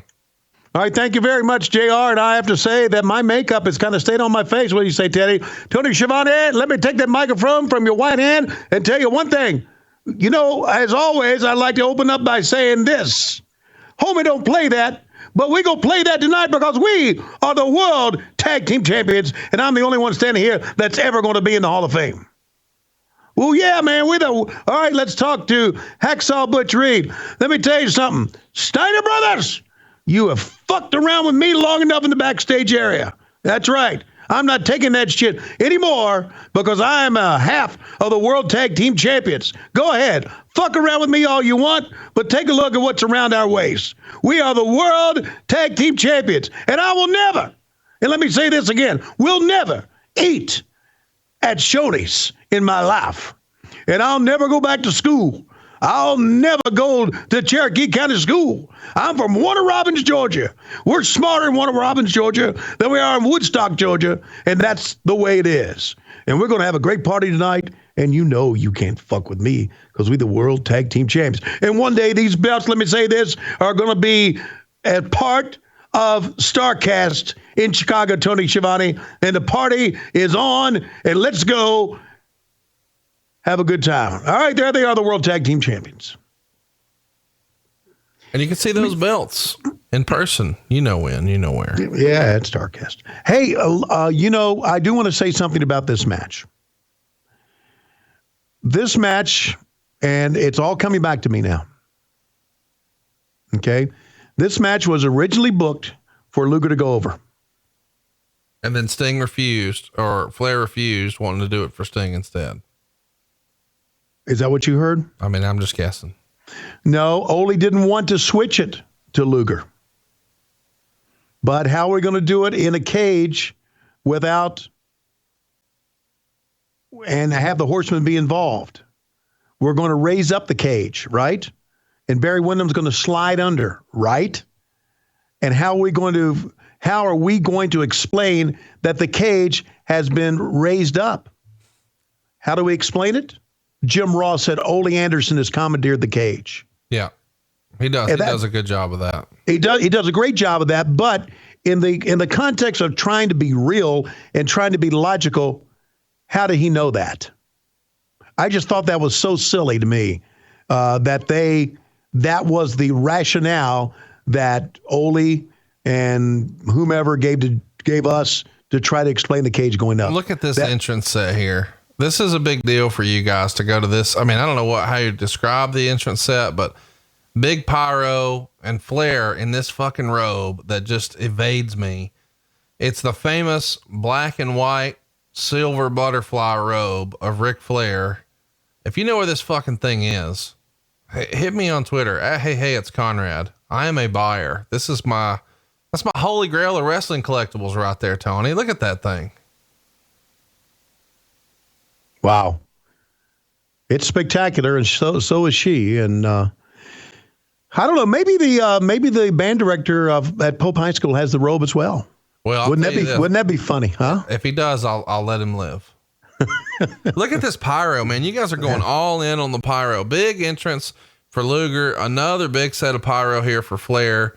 And it's sort of fun to think about. They did a big pyro treatment for the fabulous Freebirds where they were throwing fire and they got the sparklers, the whole deal. Flair here, I think is looking about as good as he ever looked in this robe. He's got his hair like he likes it. Just the classic Flair look here. You know, a couple of years later from this, his hair would be, not like this. And I think this is the version of Flair that everybody sort of grew up on with the full mane. Yeah. Luger, and this is the shitty, what cage is this again? The Halloween Havoc cage? Yeah. You guys made like a toy version of this cage, which I actually liked. As an adult, right. I can see why it sucks, but you're clearly trying to, mimic the WWF's big blue cage, but you've got space to sort of brawl around the outside. It's a little bit ahead of its time from a Hell in a Cell standpoint, but this doesn't, it's probably really easy for climbing. Well, of course it is, but it doesn't look like it's very painful. No, and that takes away the danger of the cage. The cage should be right up against the ring. I'm not arguing that at all. Right. I can appreciate that they tried something different, but in hindsight, it was a miss. And I do agree with Wade that it is sort of silly to have a manager inside the cage. Like, the idea is to keep her out. Like, what the fuck? Right. Knowing us, we probably didn't even think about that. No. And the cage closed, and all of a sudden she was there, and she said, well, where am I going to go now? Right. The real world's title there, of course, that's going to be on WWE TV in just a year and change from here. But that's the NWA world title that I most remember. But I know you grew up on the original Dome Globe version. I love this one, though. It's a good one. Of course, Luger's going to get that belt eventually, but it's going to happen in August of 1997 against Hulk Hogan when it sets that record rating on Nitro. And man, what condition Luger is here. He looks so much younger, than some of the other shows we've covered, but he always looked phenomenal. He's probably at the time, he'd be one of the top 5 best physiques in wrestling for sure. Right? No question. And not only that, you mentioned this from reading what you read in the Torch, that he was coming off the staph infections, and those things can take a lot out of you, buddy. Yeah, that's why I thought it was a little weird that Keller would reference that way, saying he looked like he'd rather be doing anything than this, delivering pizza. It's like, well, fuck, dude, you can die from a staph infection. So, exactly, you can. So it's no wonder he doesn't feel good, but he feels obligated because that's what you do in wrestling. Right. Flair's boots there, I believe, are with a private collector in North Carolina. Okay. Have you checked with that private collector about the big black robe? Yep. He doesn't know where it is either, but he does have the Starrcade 83 robe, the one that's like baby blue with the big cape in the back, that's sort of silvery, wore against Kerry in Texas. Right. Yeah. So he's a big Flair collector. He's got lots of cool stuff. It's sad to see woman here. I know that I shouldn't feel that way, but it's like, and I love this idea of they're going to pat her down, but she shouldn't even be in the cage. No. Yeah, every time I see Nancy, I get sad. Every time I see Benoit, I get sad. Just get sad. It's a shitty deal, man. Yeah. Well, let's get into this match here a little bit. Luger was certainly a big star, and Ric Flair was the nature boy Ric Flair, and they were trying to figure out a way again to, not switch the title to Luger. Right. Which they should have done. And so they came up with pulling up the cage. And I just remember thinking, again, this is just absolutely ridiculous the way we're doing this. But I guess it worked. And Ross saying, Ole commandeered the cage, Ole commandeered the cage. I remember thinking, if Ole commandeered the cage, why don't we have a shot of it? Okay. Why don't we even pre-tape a shot of Ole commandeering the cage? We pre-taped Gordon Solie back with Robocop. We could have done it. So, anyway, that's my thought on that. Don't want to drag this down. And all of a sudden we were looking at Nancy, and that kind of got us off our game here a little bit. But now you notice how Ric Flair knows what's going on in the show. So he's kind of slowing down here at the beginning here, because I think he realized that they're just coming off a pretty good match that they just saw. I guess we should mention here, things are going to be changing pretty quickly here under Ole Anderson.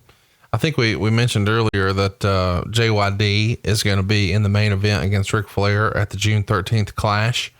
Wade Keller would write when this was all revealed, racial tones were stressed, as in Jim Cornette using a quote insinuating that if Ric Flair was the first man to allow a black man to win a world title, he should feel like an idiot.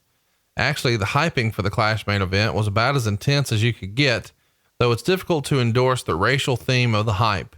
Flair said JYD will be the first black world champion over his dead body. Is this sick or is this just business? Desperate means for desperate times. One has to ask how a promotion owned by Ted Turner would allow this outright racism to occur. The NWA is waiting for the call from the NAACP, and I wonder what their defense will be. JYD is getting a bigger push than Sting or Lex Luger. And in a non-title lights out cage match in St. Louis last Friday on May 25th, which is 6 days after this show, JYD pinned Flair in a match getting mixed reviews where Flair worked harder than Santa on Christmas. The 3,000 people in St. Louis popped for JYD, who had been over in some places he has been, especially Louisiana, and Flair juice there and in DC, which indicates that the blood ban was lifted at least temporarily. What do you make of the criticism of this becoming sort of a racial angle by talking about the first black world champion? Well, I think Wade Keller answered his own question when he said, I wonder what the answer would be if the NAACP calls Turner Broadcasting. The answer would be JYD is getting a bigger push than Sting and Luger. Didn't he just say that in his next sentence? And then just went over Flair. That would be the answer to me. And then we're talking about 1990. And I just don't buy this. I don't buy this being a racist angle, because they're talking about becoming the first black world heavyweight champion. If JYD would have won it, wouldn't he's held the belt up high and considered himself the first black heavyweight champion? Sure. So I don't get that. I don't get what Keller's looking for here, what he's digging at, what he's trying to assume. I don't get that at all. Maybe I'm not as sensitive as he is, but I don't buy that at all. JYD got a big push. JYD got a big push. The World Tag Team Champions were black men. How can you consider us racist? I don't get that. Well, I mean, I think you need to stop being so damn racist. That's just me. We should also mention here that it's reported in the Torch, Ted Turner and El Gigante were pictured on the WCW set in the May 18th edition of the Detroit Free Press, which is the day before here. And one of the things in this same edition of the Torch is that JYD was out to lose 40 pounds and get in shape. It seems sort of backwards thinking, right? Hey, we're going to put you in the main event for the world title, and then we need you to get in shape. Right. Well, being in shape was never a prerequisite to being a world heavyweight champion. One of my favorite things is sort of the what if scenario. And, you know, we mentioned it a couple of times so far, but Luger has a staph infection here. And if he was not able to compete, the backup plan, do you want to guess who it was? Do you remember? I do not. Brian Pillman. Wow. How might things have been different for Brian Pillman if he got to main event a pay-per-view against Ric Flair in 1990? That would have been a big fucking deal for him. You know what? Yeah. Not only would have been a big deal for him, but probably would end up being the best match on the card. Oh, for sure. There's no doubt in my mind it would have been a much different match. But, you know, then again, it's not necessarily Luger's fault that he doesn't feel up to it. I guess we should mention almost right after this, we don't see Teddy Long managing Mean Mark Callous anymore. Of course, he's going to be replaced by Paulie Dangerously, and I think that's who most people sort of remember him with. Right. You know, I was thinking about Lex Luger's staph infection. You know how wrestlers normally got staph infection. They would have a cut or an open wound. Right. Or, of course, they would have zipped themselves in their head, and then they would rub across a dirty mat, and then they'd get dirt and debris and bacteria down in their open wound, and there's your staph infection. So if you're Luger and you got a staph infection, you haven't felt well, and now you think, man, here I'm going to go back on a dirty mat. Well, I'm going to go be the last man that night wrestling again after all these guys have been in the ring. It's got to be disconcerting to him as well. So you can understand why Luger was very concerned and not 100% going into this. Fans are really not into this either. You ever notice that? No, they're not into it at all, man. Yeah. They are, some fans are cheering Luger on there. Some fans not. And now I guess Flair's going to start the blood here, right? Upside down? Whoa, I called that spot. How about that? Up top? Oh. It's almost like you've seen a Flair match before. That's right. I mean, you can see it coming, you know, and you still loved it. It didn't matter. You know, Bret Hart would be pretty critical of him for that, saying he was what his dad would call a routine man. And I think that's a fair criticism of Rick, but I also know that, you know, Rick was wrestling a lot in a time when you weren't on TV every week. So when you went to the different territories, it was the first time they had seen it because he wasn't wrestling on TV every week. No, that's right. But he did wrestle, you know, many times in the Greensboro Coliseum and the Charlotte Coliseum, and they saw him a lot do the same thing over and over again. And nobody can. Nobody complained. It worked. Everybody loved it. So now, are we? Chat me up on this one, Conrad. Are the rules here? You got to escape from the cage, or is Flair just trying to get out because he's chicken dick? You know, who knows what the rules are? I don't know. I mean, I don't know, and I'm not so sure that they were even explained here. Because Flair's trying to get out. I don't think there's any question. Here's the thing with that though. Saul. With the top on the way, at the top of the cage on the way it is. Yeah. I mean, it sort of leans in. It makes it a virtual impossibility to climb over, does it not? Yes, it does. Absolutely. It was like it's put there to keep people from escaping, and now Flair is bleeding. And he's going to do he's done one hell of a blade job here.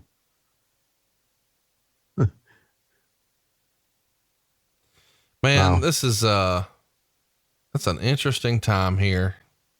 You know, and Luger took some heat back during this era, and I can understand why he didn't do a blade job here. But you know, they always thought that Luger didn't want to do blade jobs, didn't bleed that much, and took a lot of heat for that. I can understand him not want to cut himself.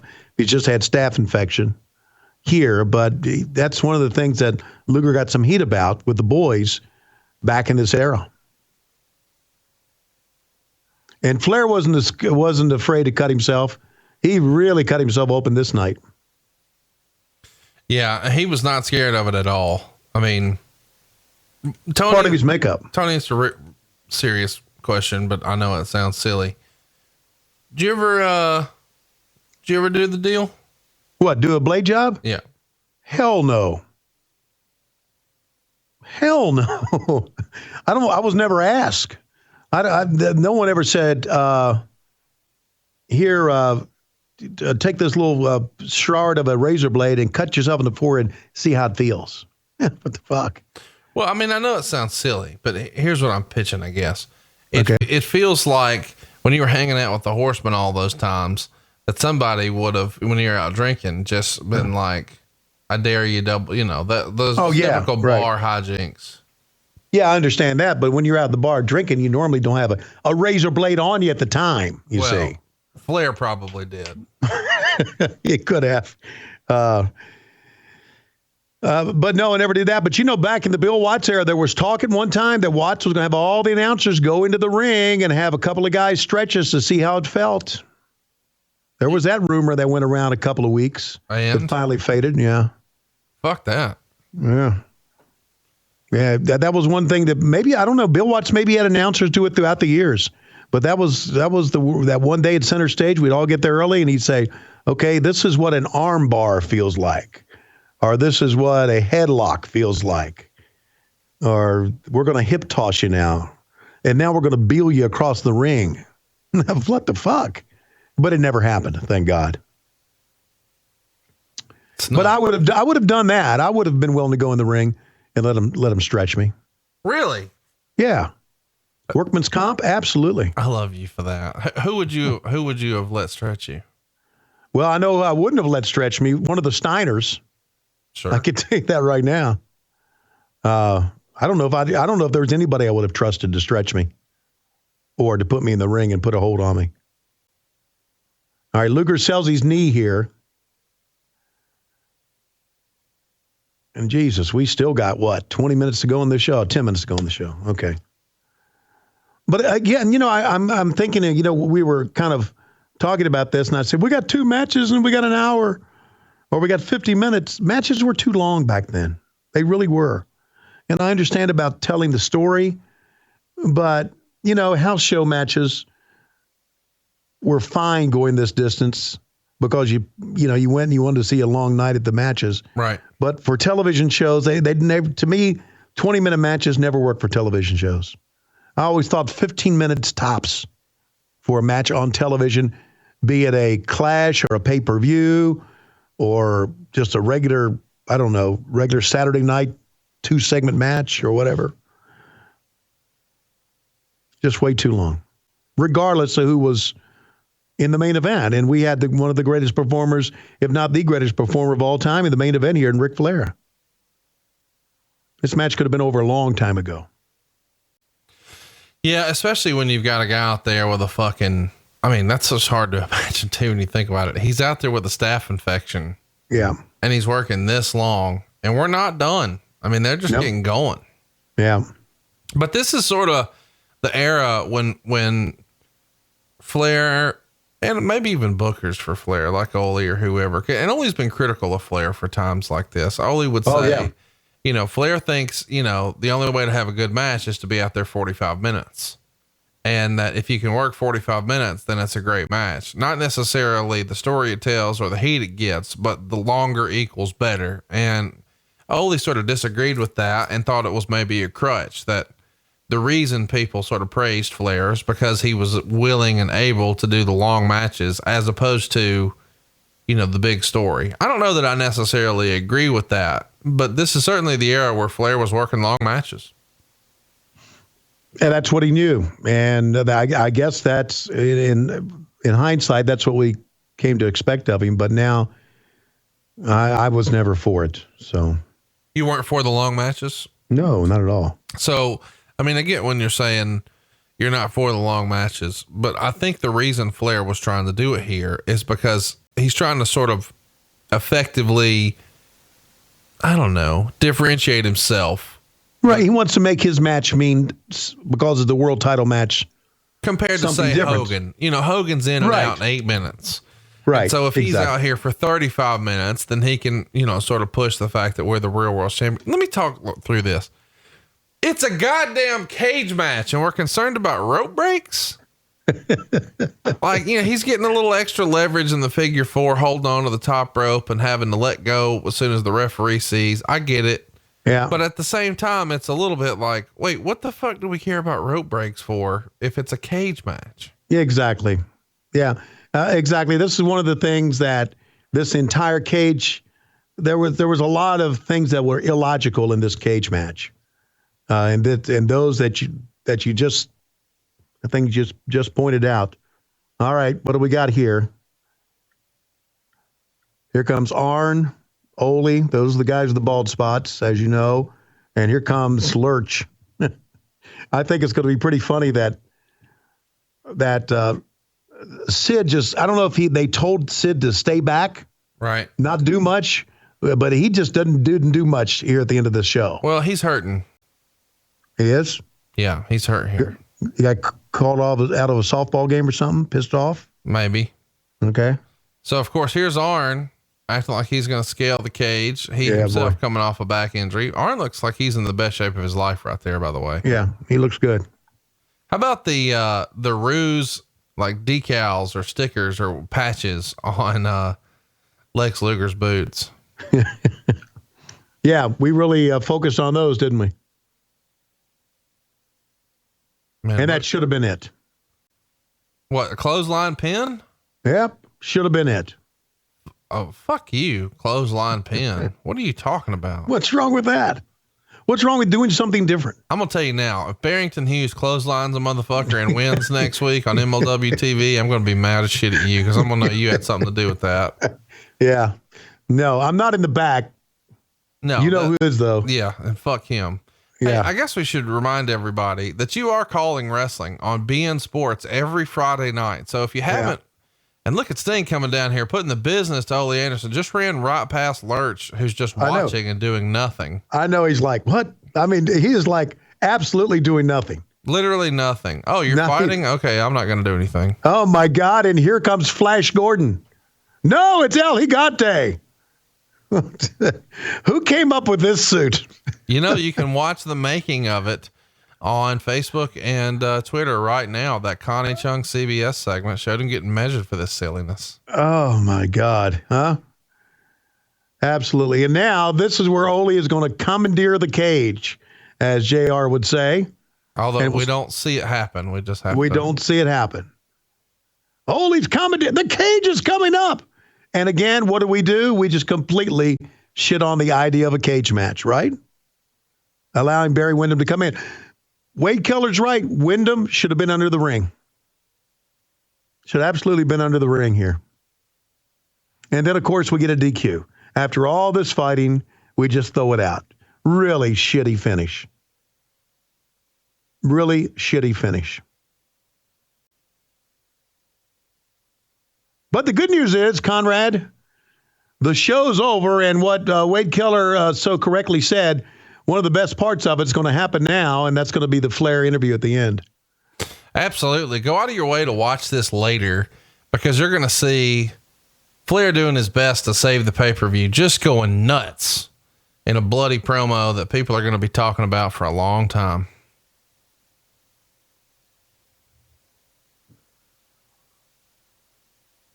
Can I tell you that I'm looking forward to next week? And why is that? Because you're glad this week's over? No. Hey, we've had fun though, haven't we? I mean, we've heaped another pile of shit on the Steiners, and listen to you. Just, you had me tell off jokes I should never tell. Well, I didn't on the air. I didn't have you do that. You did that. Yeah, right. Blame me. Yeah, it was a lot of fun this week. So what you can't wait for next week? What's that? Slamboree 1993, the Legends reunion. And the week after that, 2 weeks from now, we're going to be covering the May 26, 1996 edition of WCW Monday Nitro, when Scott Hall makes his debut. So stay tuned, boys and girls. May 21st, Slamboree 93, May 28th, the May 26, 96 Nitro, where Scott Hall invades for the very first time. Macon, Georgia, and it was on a Memorial Day Monday. I remember it very, very well. And see, they say Schiavone doesn't remember shit. So he commandeered the cage. Ric Flair retains the world title. And Flair is going to go berserk here, as only Ric Flair can go. And speaking of El Gigante, is he not on the log right here? I don't know what he was expected to do. Yeah, exactly. Just green as he could be. Only thing he did, I don't know if you saw it in the wide shot, but he turned around and he shook his finger at Flair. And here's Flair covered in blood with the NWA world title. Watch, he'll wipe his head. He'll wipe his head with his hand, grab me the lapel, and wipe it on me. Son of a bitch. Right on my arm. Yep. Yeah.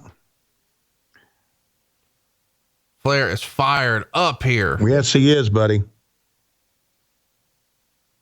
Absolutely. This is a great way to end a shitty show. Look at this. When Flair was feeling it, there was nobody who was feeling it like he was. And man, he is in the zone right here. Yeah. Yeah, you're right. You need to go back and watch this thing right at the very end. And I know you're listening to, and we appreciate you listening to our voiceover here now, but you got to do this. You got to do this. And then their Sting gets involved, and they don't know what to do, and they try to pull him off. And look at El Gigante and say, what am I supposed to do here? I'm just going to stand around and look dumb. El Gigante was a pretty good athlete, but he was just way over his head in pro wrestling.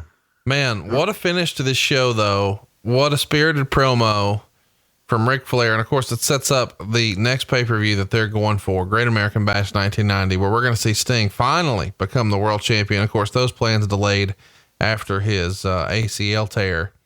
And the credits roll here. Of course, lots of names we recognize: Jim Ross, Keith Mitchell, Craig Leathers. Of course, we saw at the very top your boy Jim Herd. Lots of names here that ring a bell, and hopefully you'll recognize some names next week when we cover Slamboree 1993, a Legends reunion. Tony, I can't help but think when I look at my clock, it's about that time. And it's time for tonight's six-man tag team main event here on One Have and Win Monday. Coming to the ring, Jay-Z, Conrad Thompson, and Cassio Kid, along with their valet, Big Booty Judy.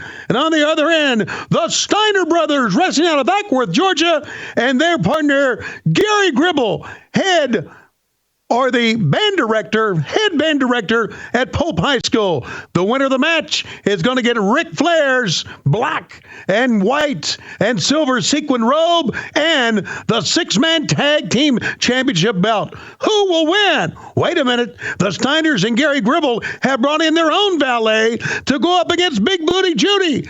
It's Lois Schiavone, and she's been on DDP Yoga for 3 months. Take a look at this woman. My God, we're out of time. Oh, this is the old commentary ninja, reminding you that promotional consideration paid for by the following. 83 Weeks with Eric Bischoff. The new podcast. Will someone get Eric a decent microphone, please? I mean, damn. Something to wrestle with. Bruce Pritchard, the #1 podcast in all of wrestling and in all of sports, and selling out to the evil empire. By LoisRules.com. Get your t-shirts now and keep this woman off my back. And by the Charity Cornhole Tournament in Douglas County, Georgia. Stop it right now! We will stop this tournament! This is stupid! This is absolutely ridiculous! Get out of here! We will stop this tournament right now! We are adults, and this is ridiculous! It is a cornhole tournament fundraiser! Cut the crap! Proof that rednecks will fight about anything. And by Starrcast, the pro wrestling podcast convention and official convention partner for All In, coming to the Hyatt Regency Chicago beginning Thursday, August 30th. Tickets go on sale May 15th. For more information, go to starrcast.com. That's star with 2 R's, cast.com. There these two fellers standing on the bridge are going to the bathroom. One feller said the water cold. The other feller said the water deep. I believe one of them fellers was Tony Schiavone.